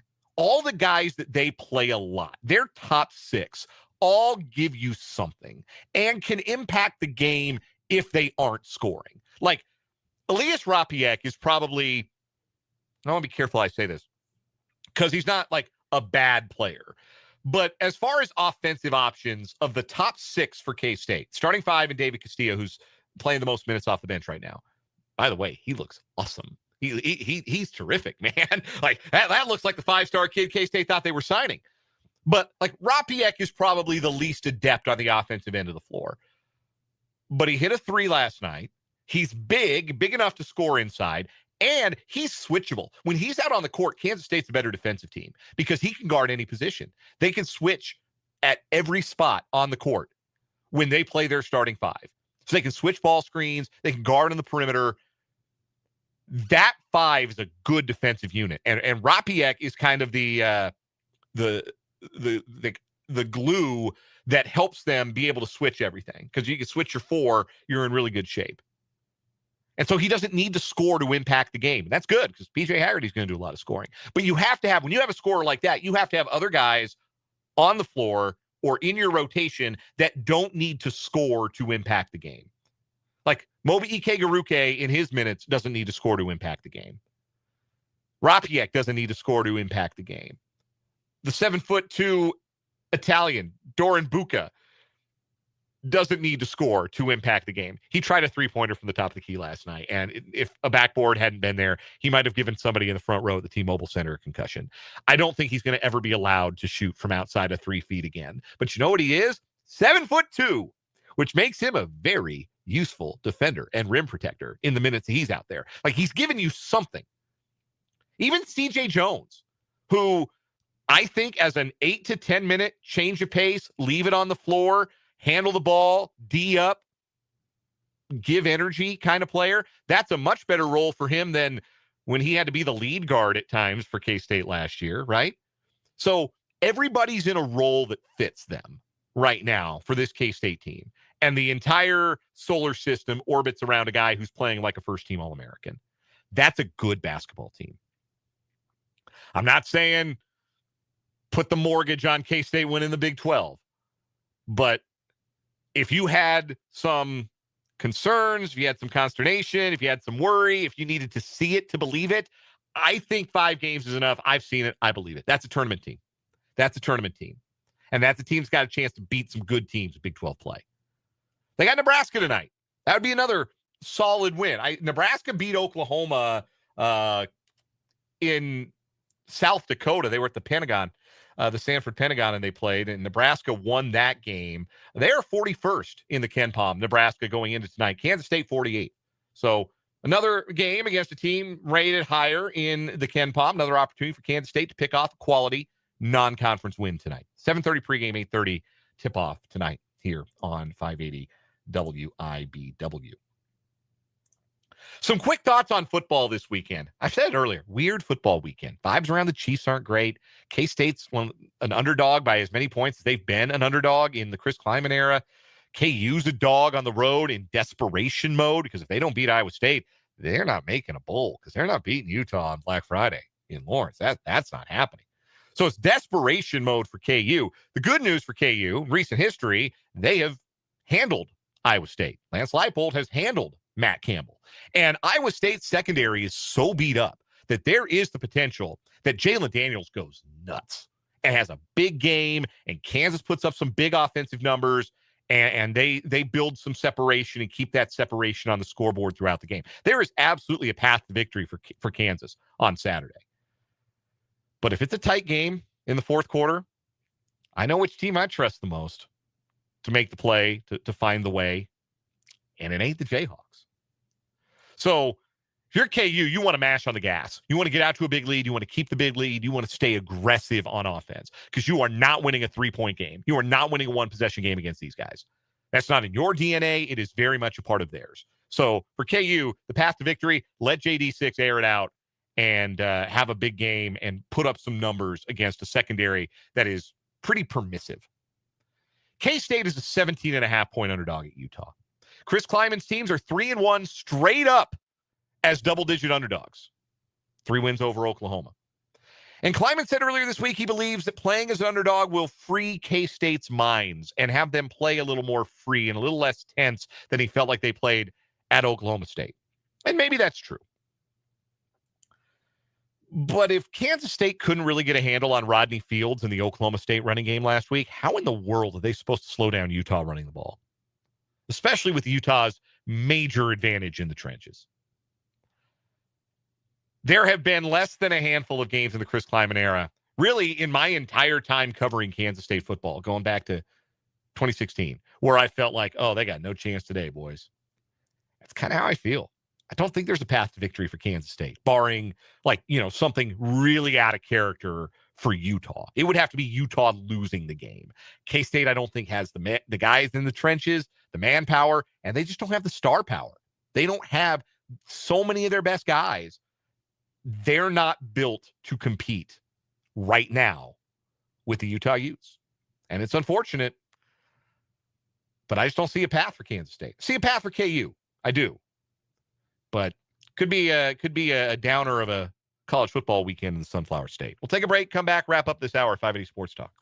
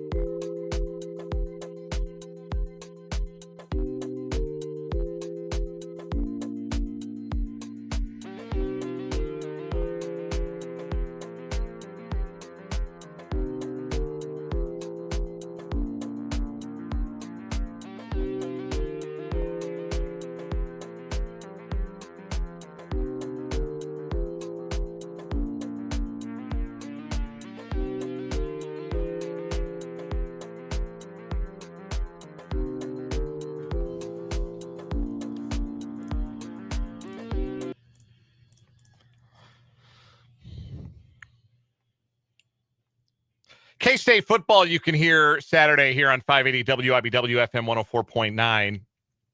Be a 1 o'clock pregame, a 3 o'clock kick. K-State hoops again tonight, 7:30 pregame, 8:30 tip-off. If you want to hear the K-State women, they'll be on the Big 94.5 Country on Saturday. They take on Green Bay. Doug Gottlieb does not coach that team. Coaches the men. That's your roundup of where you can hear Kansas State sports this weekend here on the Connoisseur Media Topeka family of stations. Coming up in the 5 o'clock hour, we're going to talk some high school football. We don't have a game for you tonight here on 580 WIBW because of K-State basketball. But earlier this week, I spoke with Hayden head coach Bill Arnold, Jackson Heights head coach Caleb Wick, and Rossville head coach Derrick Thomas. We'll get previews of the two Shawnee County area sub-state games tonight. Hayden and Santa Fe Trail in 3A, Rossville and Jackson Heights in 1A. We'll get a look at some of the other games from around the state as well. In lieu of a coaches club, a full-scale coaches club, and a game tonight, we'll talk a little high school football in the 5 o'clock hour of the show today, get some final thoughts on what to watch this weekend. We got some headlines, participation report for Chiefs and Colts, other NFL news, the non-tender deadline in baseball today. The MJ Melendez era in Kansas City is over. The Jonathan India era is not.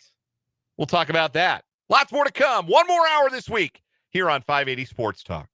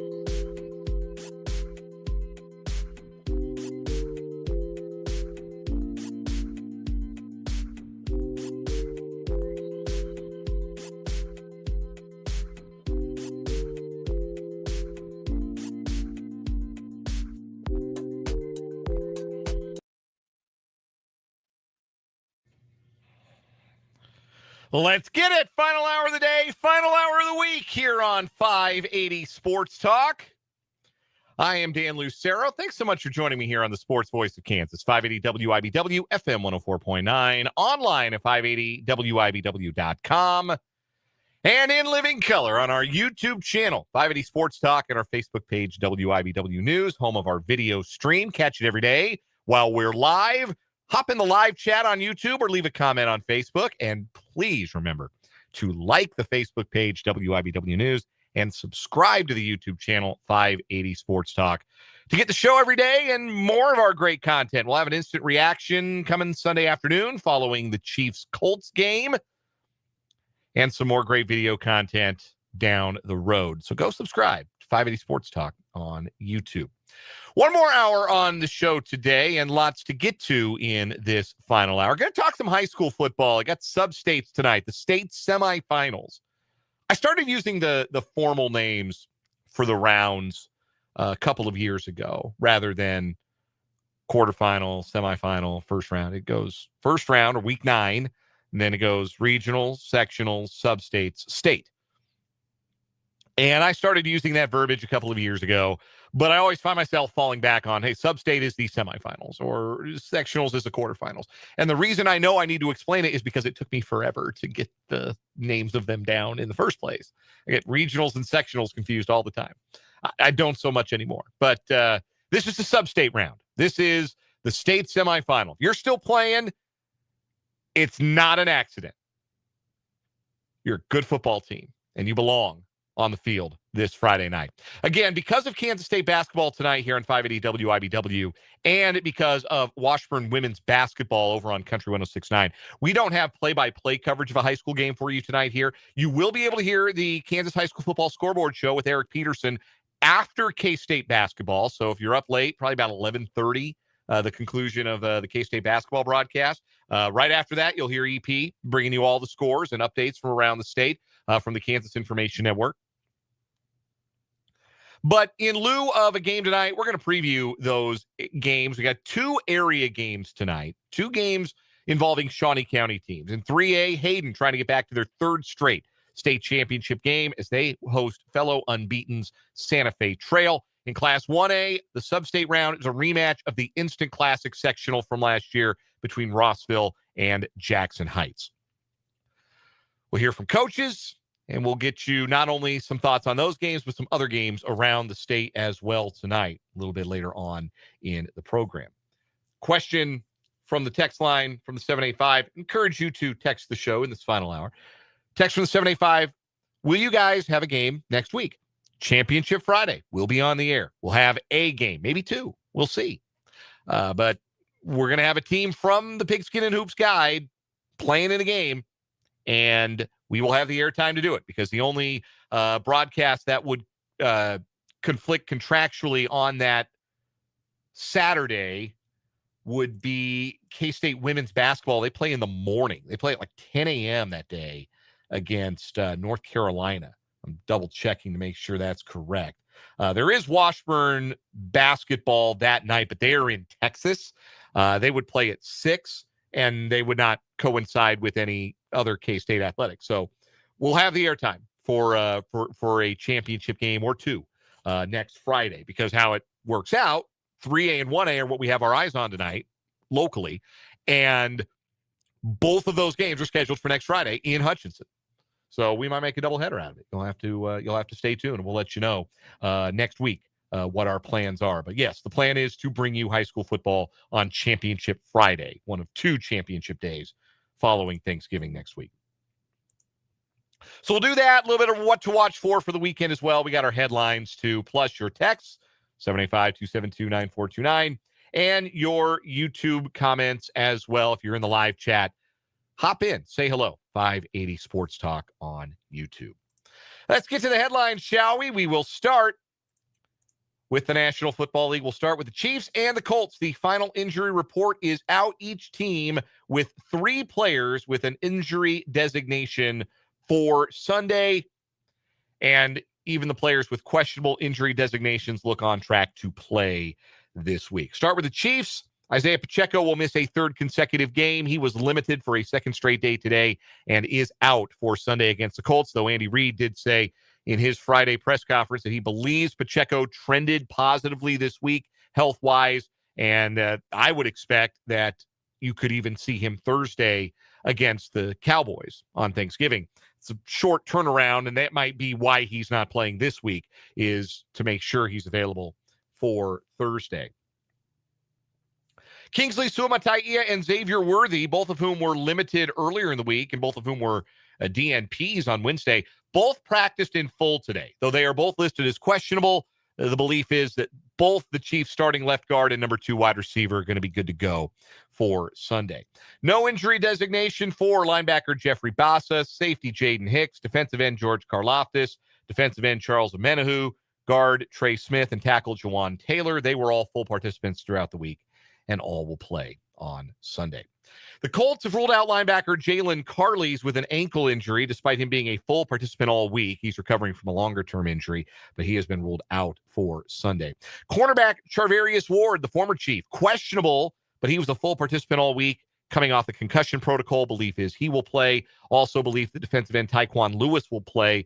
He's dealing with a groin injury. He went from a DNP to limited to a full participant today, so obviously trending in a good direction to play on Sunday. Quarterback Daniel Jones, who popped up on the participation list yesterday as limited with a calf injury, was a full participant today. Colts head coach Shane Steichen confirming that the injury is actually to his fibula, but that it is not expected to be a hindrance. He did everything in practice today. He'll go on Sunday. So will defensive tackle Grover Stewart, who got a vet rest day earlier in the week. So did cornerback Kenny Moore, even though he was limited today. He has no injury designation. Defensive end Samson Ebukam practiced in full for the first time this week. He'll play. Wide receiver Anthony Gold, full participant all week. He is good to go. So that's how the injury report looks for the Chiefs and the Bills. Some other NFL notes. News is not good for Star Lions tight end Sam Laporta. He underwent a back procedure earlier this week and now unlikely to return for the rest of the season. That's a big blow to the Lions and their offense. No Bucky Irving for Tampa Bay Sunday night when the Buccaneers take on the Rams, but Todd Bowles telling the media today that they believe he'll be good to go next week when the Buccaneers play Arizona.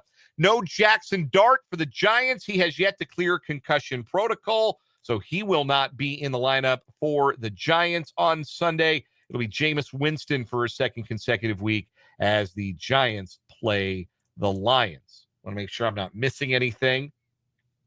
I mentioned earlier that Aaron Rodgers, Steelers quarterback, is questionable against the Bears, dealing with that break in his non-throwing wrist.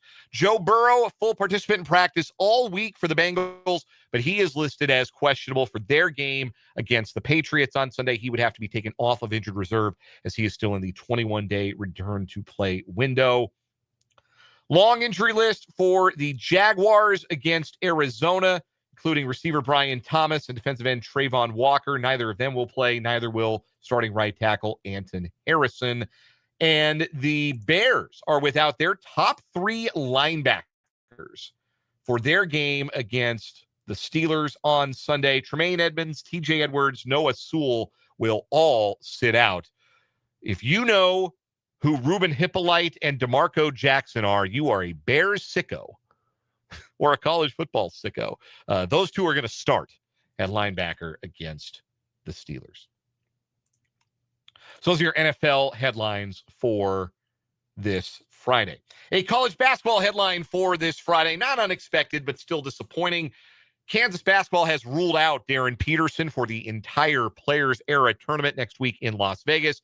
That means Peterson will have ultimately then missed 6 consecutive games following the conclusion of the 3-game event. KU plays Syracuse, Notre Dame, and then a team to be determined based on the results from their first 2 games. And they will not have their star and projected future number 1 pick in the NBA draft as Peterson continues to deal with the hamstring injury.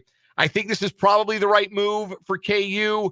Maybe they might have been tempted to play him in the final day of the event, but if you're not going to have him for the first 2, may as well just see what your team is made of without him. Like I said, after their loss to Duke Tuesday when Peterson didn't play. I thought their effort against a really good Duke team and the play of guys like Trey White and Melvin Council, I think that effort and a little bit better shooting and a little bit less foul trouble can get KU some wins, plural, at the Players era. I think they can beat Syracuse and or Notre Dame, and then depending on who they play in their third game, maybe go 3-0. 2-1, I think, would be great. 1-2 would not be a disaster. 0-3, and they lose a lot of margin for error before the non-conference portion of their schedule already wraps up. So they got to get something out of Vegas. But I think they showed the blueprint for how that can be done, even in losing to Duke at the Champions Classic. So no Darren Peterson for KU at the Players era. Huge bummer. Hate that this has happened to him. By all accounts, just a competitive kid, wants to be out there, wants to be helping his team. But you don't mess around with these hamstring injuries. And even if it is a more mild hamstring injury, no sense in pushing through it in December when you're a program that's about January through March. Besides, if you get a projected possible number 1 NBA draft pick, not lottery pick, number 1 pick, and you as a program try to force him into the lineup before he's physically ready, and then he gets hurt worse, and then he misses a ton of college, and then he's got more questions to answer going into the draft prospect, then you're talking about maybe costing him some money. When would you ever get another player of that caliber ever again if you mishandled a player like this? Something to think about. Next headline, let's keep it to the in-state, in-region teams. The Kansas City Royals made some moves today at the non-tender deadline. So what this is today, and the deadline passed at 4 p.m., the arbitration deadline. Players who are arbitration eligible. Typically you have 3 years. Some players like Michael Garcia have 4. And you had until today to decide whether or not you were going to offer the player a contract for the season. Either file arbitration or offer a contract. And if the contract offer that you make before this deadline is not accepted, then there's an arbitration process. You go through a hearing. The team files at a number. The player files at a number. The independent arbitrator decides how much money the player is going to make for the coming season. But that player stays on the team. You have that right to keep that player on the team and pay them a salary agreed upon by both parties or an arbitration salary. Jonathan India was tendered a contract today. And in fact, not only was he tendered, he signed a 1-year, $8 million contract to return to the Kansas City Royals. I do not know that I would have done this. Let me explain why I think the Royals are doing this. I think Jonathan India is going to be the everyday second baseman for the Royals in 2026. I think the Royals are going to acknowledge that they made a mistake trying to convert India to different positions, plural. Remember, he came in last year and they started him at third base, moved him to left field, had him at second base. Second base has been his familiar position. They tried to move him off of his position and make him learn a new position and also expect him to produce at the top of their batting order. And India spoke openly about how difficult that made things and that it was a difficult year on him. It was a hard year physically for him. And as a result, he had the worst offensive season of his career. He hit just 233, 323 on base. That was still an upgrade in the leadoff spot over what the Royals had been running out the year before. But he slugged a career low 346, had just 9 home runs and 29 doubles. The 9 home runs, a career low. Also, for the first time in his career, India failed to steal a base in a season. He was worth about half a win above replacement, according to Baseball Reference. So it wasn't a good year. And the argument against extending India is the returns have gotten progressively less impressive on him since his Rookie of the Year campaign in 2021, to the point where he's going to be 29 next year.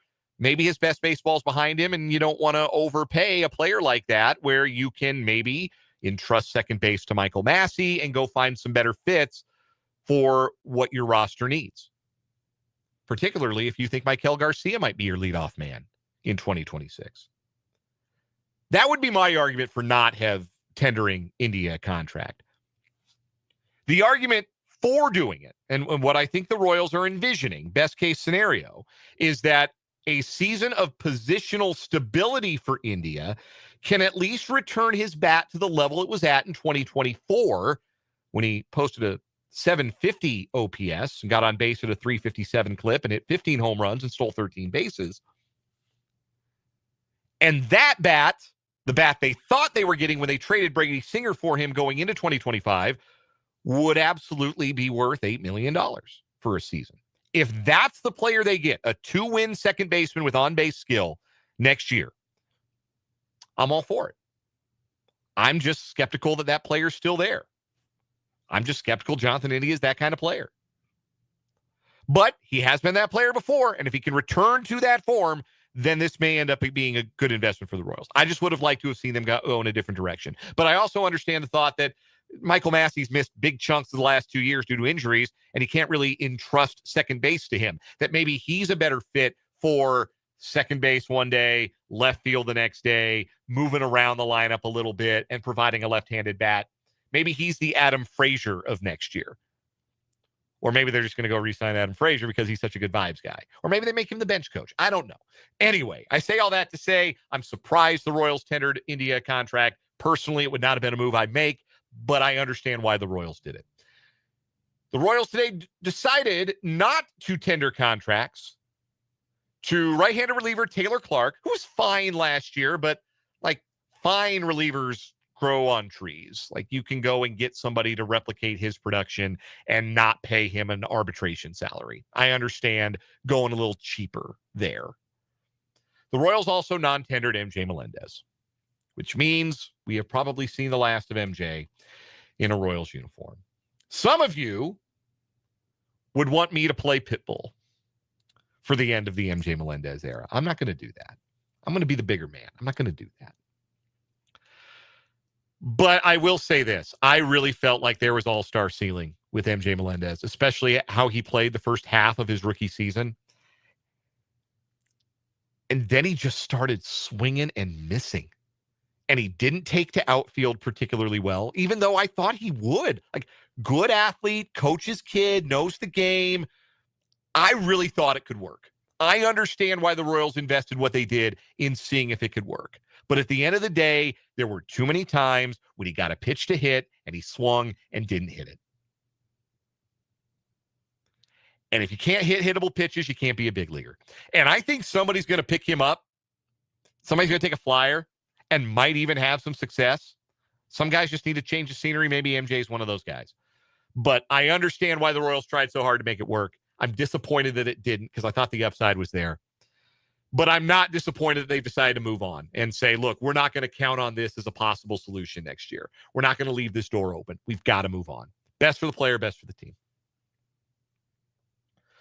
So that's what the Royals did today at the non-tender deadline. There will be other players that hit free agency as a result, most notably 2024 World Series hero Adolis Garcia, not tendered a contract by the Rangers. He becomes a free agent today. And there are some others who may hit free agency. We don't have the full list, but former All-Star, I think he was an All-Star reliever for the Dodgers, Evan Phillips, who's been really hurt the last 2 years. He was non-tendered. Maybe he wasn't an All-Star, but he was really good 2 years ago. Jonah Heim, former All-Star catcher of the Rangers, he was non-tendered today. There'll be some other names hit free agency as well. But one of them is not Jonathan India, because he will be back with the Royals in 2026. Royals also signed right-handed reliever Alex Lang to a one-year deal yesterday. We didn't get to that, but the Royals adding a veteran reliever. Lang is a local kid. He's from Lee Summit, previously of the Tigers, spent his whole big league career there. Saved 26 games for the Tigers in 2023, has struck out 11 batters per 9 in his major league career, so there's a powerful arm there, but he totally lost the strike zone in 2024 and then got hurt and missed just about all of last season. So it's a reclamation project. Royals have had a little bit of success with those, and he's a local kid. So story worth rooting for when the spring training comes along next year. See if the kid from Lee Summit can make the Royals bullpen. That'll do it for headlines. We come back with some high school football talk because it's sub-state semifinal night across the state of Kansas. We're going to hear from some local coaches, preview the Shawnee County matchups tonight, and look at the rest of the games around the state as well. That's next on 580 Sports Talk.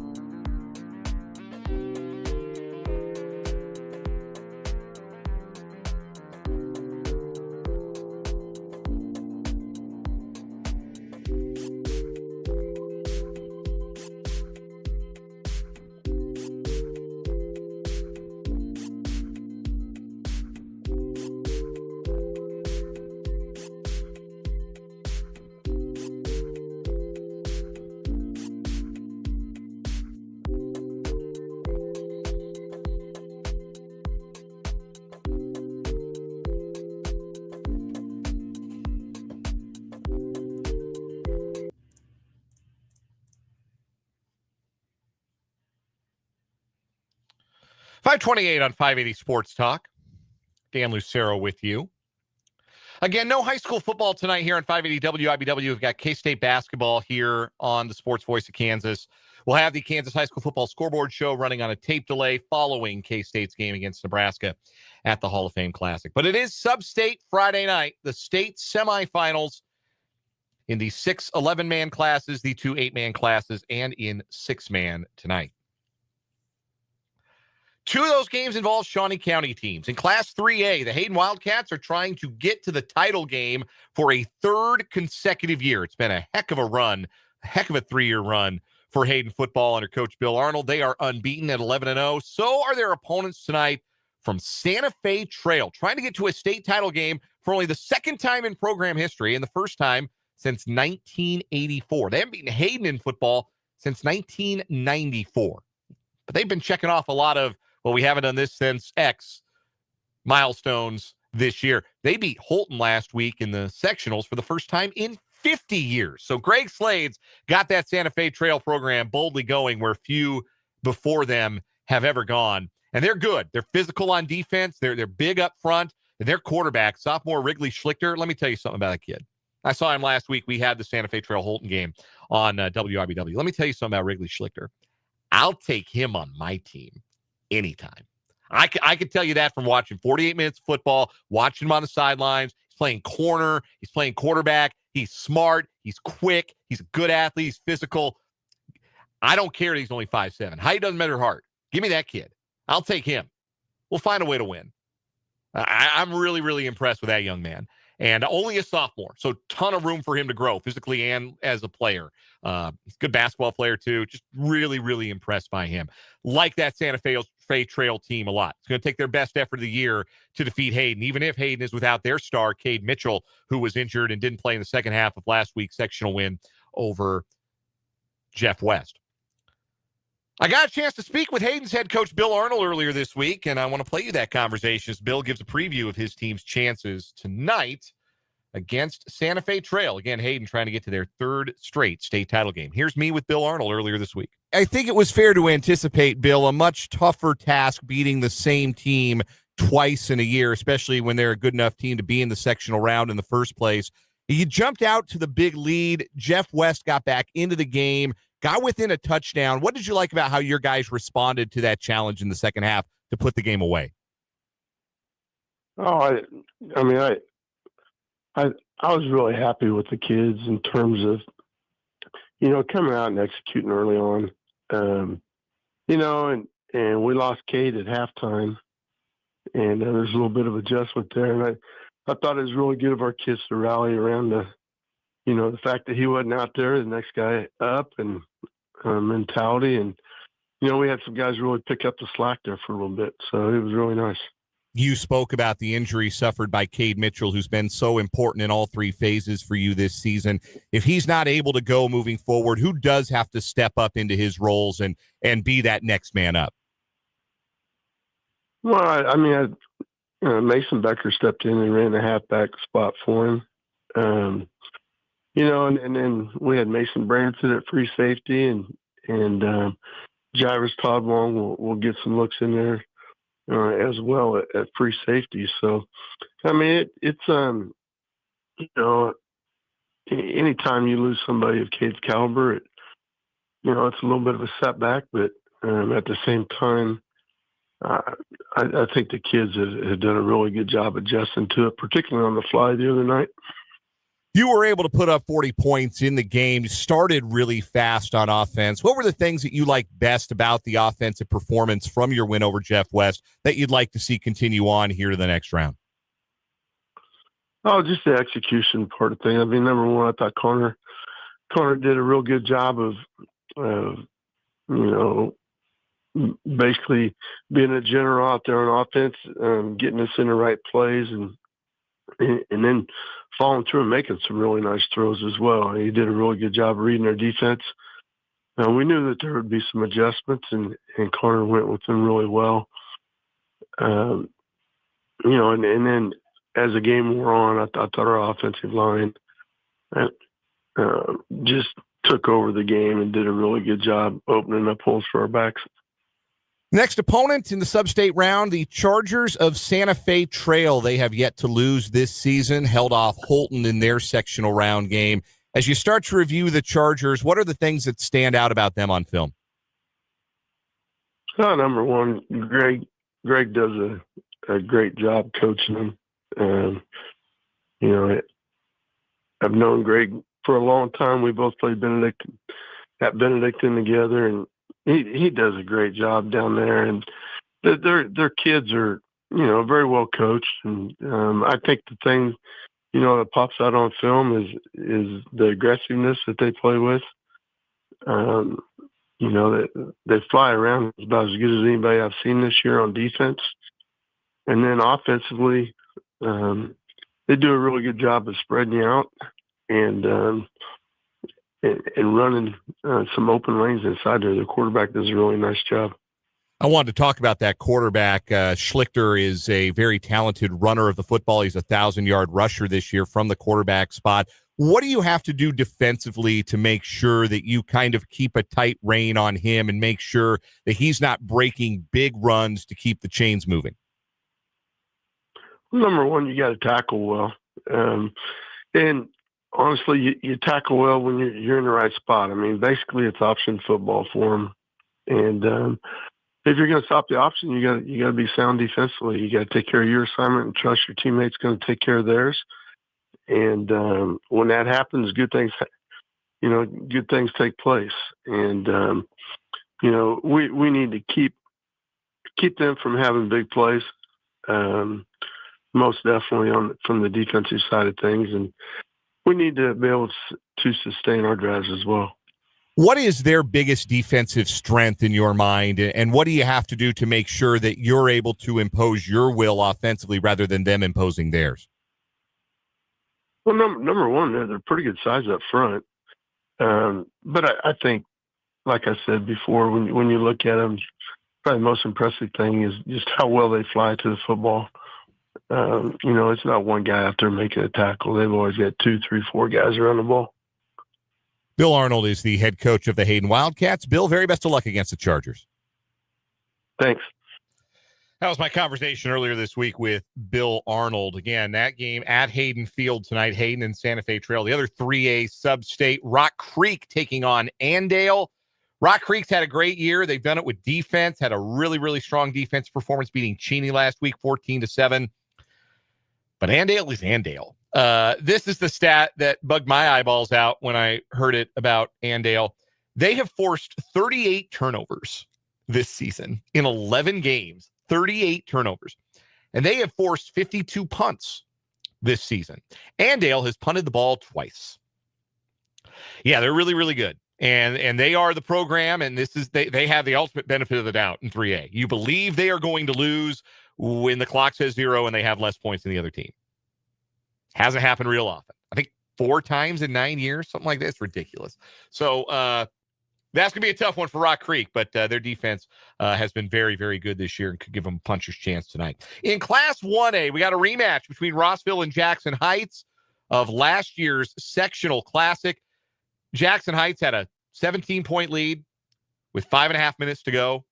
Rossville won the game, recovered 2 onside kicks, and rallied to win that game. And Rossville went on to the sub-state round, lost to Centralia. This year, Rossville 10-1, Jackson Heights unblemished at 11-0. Rossville beat Colgan last week. Jackson Heights topped Riverside. I didn't get a chance to record this week with Derrick Thomas, but we did speak earlier today, me and the head coach of the Rossville Bulldogs. And he said to me that they're not dwelling on last year's comeback at all, but to the extent that they have mentioned it this week with their players among themselves, it's to understand that Jackson Heights will carry a ton of additional motivation and energy into this game tonight. Also, Jackson Heights is the home team. So Rossville has to match that energy and match that motivation that Jackson Heights carries into tonight. That is what Derrick Thomas told me earlier. He says he's very impressed with Jackson Heights quarterback Drake Melly, says the young man can do it all, and that their defense in particular is impressive up front in the trenches. They do a good job not staying blocked, he says, and get off their blocks and all flow to the football. But he believes in his team, says they've been tested. His seniors have been tested ever since they started at the varsity level. They play tough games. They try to beef up their early season non-district schedule to make sure they're ready for games and environments like this. I did get to record my conversation with Jackson Heights head coach Caleb Wick, who guides his team to the sub-state round for the first time since 2019. Here's what Caleb told me earlier this week. Caleb, let's go back to that game against Riverside. Hard-fought game. You had to rally from behind. What did your team show you that impressed you the most in how they were able to dig deep, come back from that deficit, and win that football game?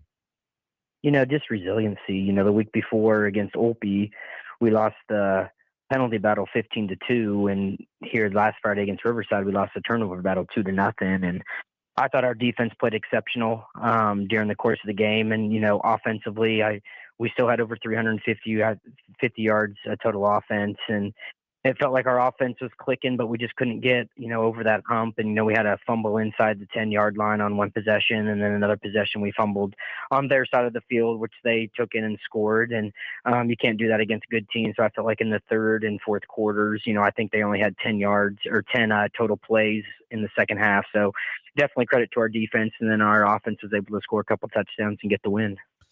You have, as you mentioned, had to really kind of dig deep the last 2 weeks with the hard-fought overtime winner against Olpe and then this win over Riverside.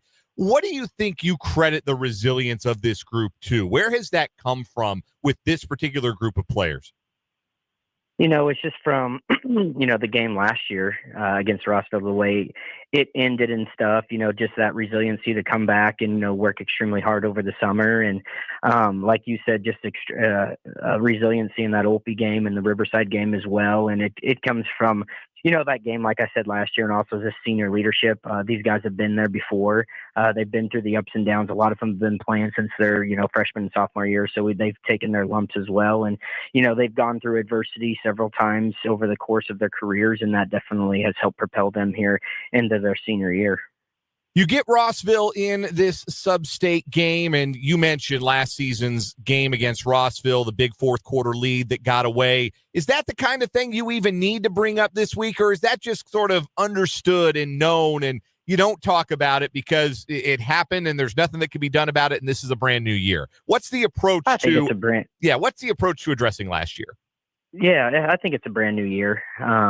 It's always in back of people's minds, but they executed last year and were able to get the victory. And, I think they might even be better this year, talking about Rossville. And, like I said, it's always in the back of everybody's minds. But like I said, this is just a new year and a new team and a new senior class, and they're writing their own story, writing their own chapters. So hopefully we can, just come out and execute on Friday. And, we know adversity is going to punch us in the mouth, and it's just how both teams respond to that. You mentioned that this Rossville team could be better than last year's. In what ways do you see that, particularly that you feel like they might even be a stronger opponent this year than last? Just that dynamically offensively, I feel like they can do a lot more offensively with running the ball, and I think they're throwing the ball with a lot more precision this year and a lot more oomph. They're trying to, extend you downfield a little bit more, and then they'll dink and dunk you as well if you're just sitting in a lazy zone. So it's definitely a lot harder prep than it was last year. So definitely offensively, they are a lot more diverse, and defensively, they're doing a couple different things, and they always fly to the football as well. And, they're going to be well coached. So just by that aspect alone, I feel like they're a better team than they were last year. What do you emphasize with your group this week then in preparation for this challenge? What are the things you really have to make sure you're on top of and you get right from the very first play of Friday night? It's just worrying about us, being ready to go. It's going to be a great atmosphere, just going out there, executing, take care of the football. And, I'd be taken back if I didn't say, talk about special teams, work on special teams. Every thing that might come up during the course of the game, you always have to go through those in the back of your head and then put them into the practice plan. But overall, I know everybody's excited for this game on Friday and just can't wait to be there. It is a home game for you guys. You have that opportunity to have the community come out and see your team and root them on at home one last time. How much does that mean to the community and to your seniors to get one last home game? Hey, it's awesome. And it's always good to play, at your home stadium, and might be a little bit of an advantage for us, if you want to think about it in those terms, with a wet playing surface. They're used to playing on turf, and we're used to playing on natural grass, so that might help us a little bit. And this community is just so strong. Jackson Heights Cobras have just come out, and they've been behind us all year, and a lot of alumni have been coming back and really excited about this upcoming week. And we just do it, and I just do it for Coach Henry. Coach Dave Henry was a coach here, and took Jackson Heights to where they are at right now, and I'm just trying to walk in his footsteps, and trying to make this community as proud as they can be on this football team. And hopefully we can go out, like I said, on Friday and just compete and have a great showing. Caleb Wick is the head coach of the Jackson Heights Cobras. Caleb, best of luck tonight. Thank you very much.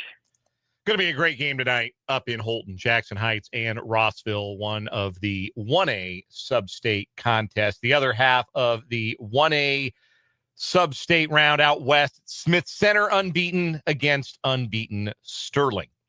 So the winner of that one gets the winner between the Cobras and the Bulldogs in Hutchinson next Friday. Quick run through the other sub-state games. If you're curious, in Class 6A, Olathe Northwest takes on Gardner Edgerton, the two-time defending champs in 6A. Out east in the west, it's Derby and Manhattan, traditional powers facing off against each other tonight. Class 5A, the Eastern Final, undefeated Baser Linwood taking on St. James, while out west, it's Great Bend and their star tight end, future Notre Dame Fighting Irish Ian Premer, taking on 10-1 Salina Central, the Fighting Jake LeBons, as we call them around here. In 4A, Labette County will get a chance to try and take down the Bishop Miege Goliath in the East bracket, while out west, it's Wamego and Cape and Mount Carmel.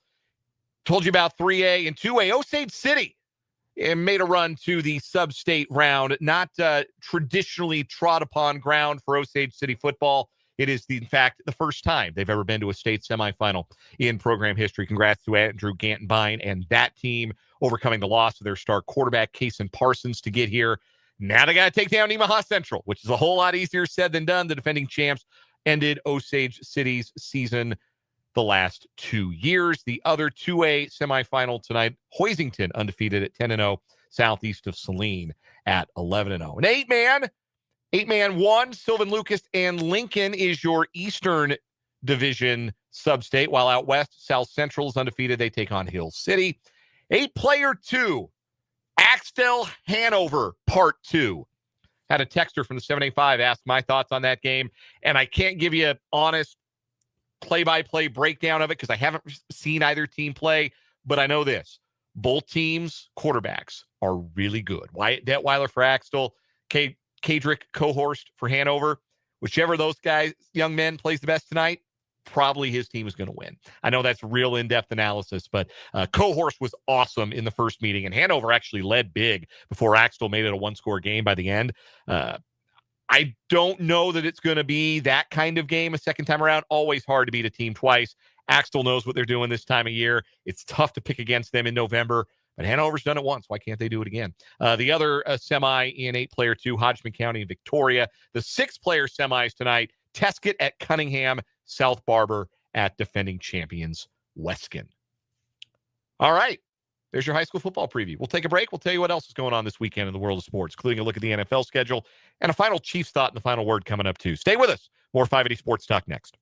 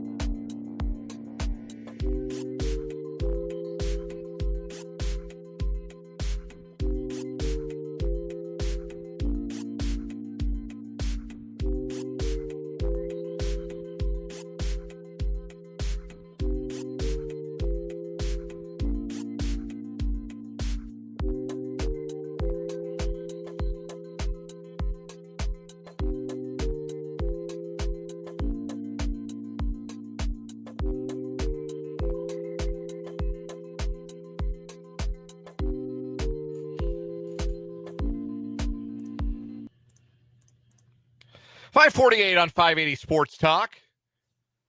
Rounding the turn, heading for home on this Friday edition of the show. What to watch for this weekend or what to listen for this weekend, if you'd rather, on the Connoisseur Topeka family of stations, Connoisseur Media Topeka. Washburn men's and women's basketball both in action this weekend. Washburn women play tonight and tomorrow at Lee Arena in the Washburn Classic. Tonight they've got former MIAA foe Southwest Baptist. Pregame at 6:45, tip-off at 7 over on Country 106.9. You're home for the Ichabods with Brendan Dworzinski on the call. Then a doubleheader of sorts tomorrow at 2:45, pregame coverage of the Washburn men as they head out on the road, put their 5-0 record on the line as the number 2 team in the country at William Jewell.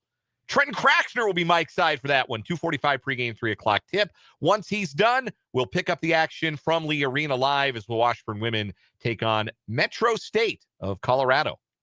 Campus is right in the heart of Denver. And fun fact about Metro State, they have got a young woman on that team who I covered in Colby. Former Colby High School Eagle, Brooklyn Jones, is a senior on that roster. And also, I believe, is on the track team there, too. So that's kind of fun. Anyway, the Roadrunners of Metro State, or MSU Denver, as they've been branded. I'm sorry, I can't do that. I grew up, it was Metro State. They won D2 national titles as Metro State. It's Metro State. I can't call it MSU Denver. I can't do it. So Brendan will have the call that one. We'll join it in progress, probably early second quarter or so, once the men's game is done over on Country 106.9. K-State basketball, the men tonight taking on Nebraska in the Hall of Fame Challenge or Hall of Fame Classic Championship game, trying to keep their unbeaten record intact after they pasted Mississippi State last night. Pre-game coverage at 7:30, tip-off at 8:30. Tomorrow on the Big 94.5 Country, K-State women's basketball in action. They're at home at Bramlage Coliseum against Green Bay, 12:30 pregame and a 1 o'clock tip. 1 o'clock pregame for K-State football here on 580 WIBW and FM 104.9. The Cats, big underdogs against Utah. But Chris Kleiman is 3-1 straight up as a double-digit underdog in his K-State coaching career. Then on Sunday, it's the Chiefs and the Colts on the Chiefs Radio Network, 11 a.m. pregame, 12 o'clock kick here on the Sports Voice of Kansas. We'll also have Westwood One coverage of Sunday night football starting at 6:30. The Los Angeles Rams hosting the Tampa Bay Buccaneers. That's a must-watch game this weekend on the NFL slate. The rest of the schedule's not that awesome, to be honest with you. There's not a lot of other games that are really that interesting. If Joe Burrow plays, Cincinnati, New England is interesting. Pittsburgh, Chicago is interesting in the sense that I think everybody thinks Chicago's a bit of a fraud, and Pittsburgh might be in position to expose them, but also they might not have Aaron Rodgers a quarterback. Jacksonville, Arizona is an important game. If you're a Chiefs fan, you're scoreboard watching, and you need good results. And you got a bad result last night with Houston beating Buffalo. That's not good. That reinserts Houston into the wild card chase. You need fewer teams presenting as obstacles in the wild card chase right now if you're the Chiefs. And Houston now in the thick of it, their defense is crushing dudes, and they're going to get C.J. Stroud back eventually. I say all that to say this. Jacksonville's playing Arizona, and you really need a Jacksonville loss. You really need these teams like Jacksonville and Houston and now Buffalo and the Chargers. You need them to lose if you're the Chiefs. So you've got a rooting interest outside of the Chiefs this Sunday, and it is the Arizona Cardinals. That's not really a position you like to be in, frankly, but that is one to watch from that perspective this weekend. So that's what's on tap for the weekend coming up on our stations. We didn't carry Thursday Night Football. I had a question for the 785. Why was there no Thursday Night Football last night? Because there was K-State basketball. That's why. Priority, K-State takes priority. Chiefs take priority. Royals take priority over national broadcasts. So that's why. K-State stops playing games on Thursday nights. We'll bring you Thursday Night Football. I think we're doing Thursday night in 2 weeks. We are, because there's no K-State game on December 4th. So we'll have Thursday Night Football that week. And obviously we'll have Thanksgiving football with the Chiefs and the Cowboys next Thursday. We'll take a break, come back with a final word next on 580 Sports Talk.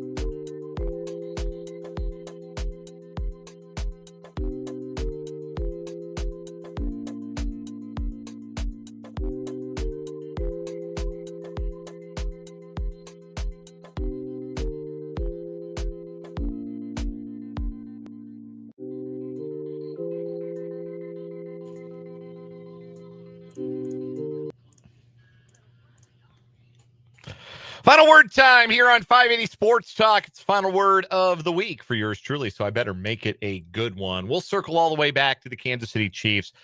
We all think they're going to win. Everybody in the on the 580 Sports Talk staff, we've all got them winning by a field goal, which is weird to have that kind of consensus.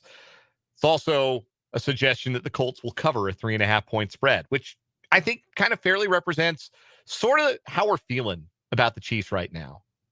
Like, the numbers all say they're not just good, really good. Like, mentioned the anecdote earlier that Nate Tice of Yahoo had and shared that the Chiefs would be favored over any other team in the NFL on a neutral field right now, right this second, even at 5-5, even losers at 2 straight, even with all the little mistakes they made against the Broncos and against the Bills, coming back to haunt them and dooming them to this 500 record. They still have the underlying abilities of the best team in football. That team is still in there somewhere. They maybe didn't think they were going to have to dig as deep to find it in November. But make no mistake, they do. And these situations and these adversities, such as they've existed in what's been a charmed existence the last 8 years, have always brought the best out of the Chiefs. And they brought the best out of Patrick Mahomes in particular. That's why last week was so jarring to see a moment that seemed to require that for the Chiefs and for the Chiefs not to be able to summon it.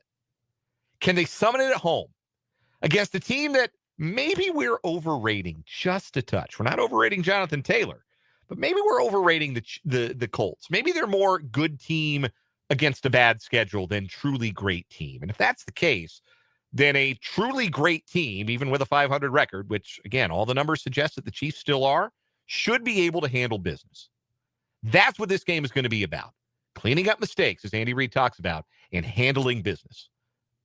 I think the Chiefs are still capable. I think they're going to walk out with a win on Sunday. We'll be back on Monday to wrap it all up and wrap up the weekend that was from 3 to 6. For Brendan and Spencer, I'm Dan. This is 580 Sports Talk. Good night.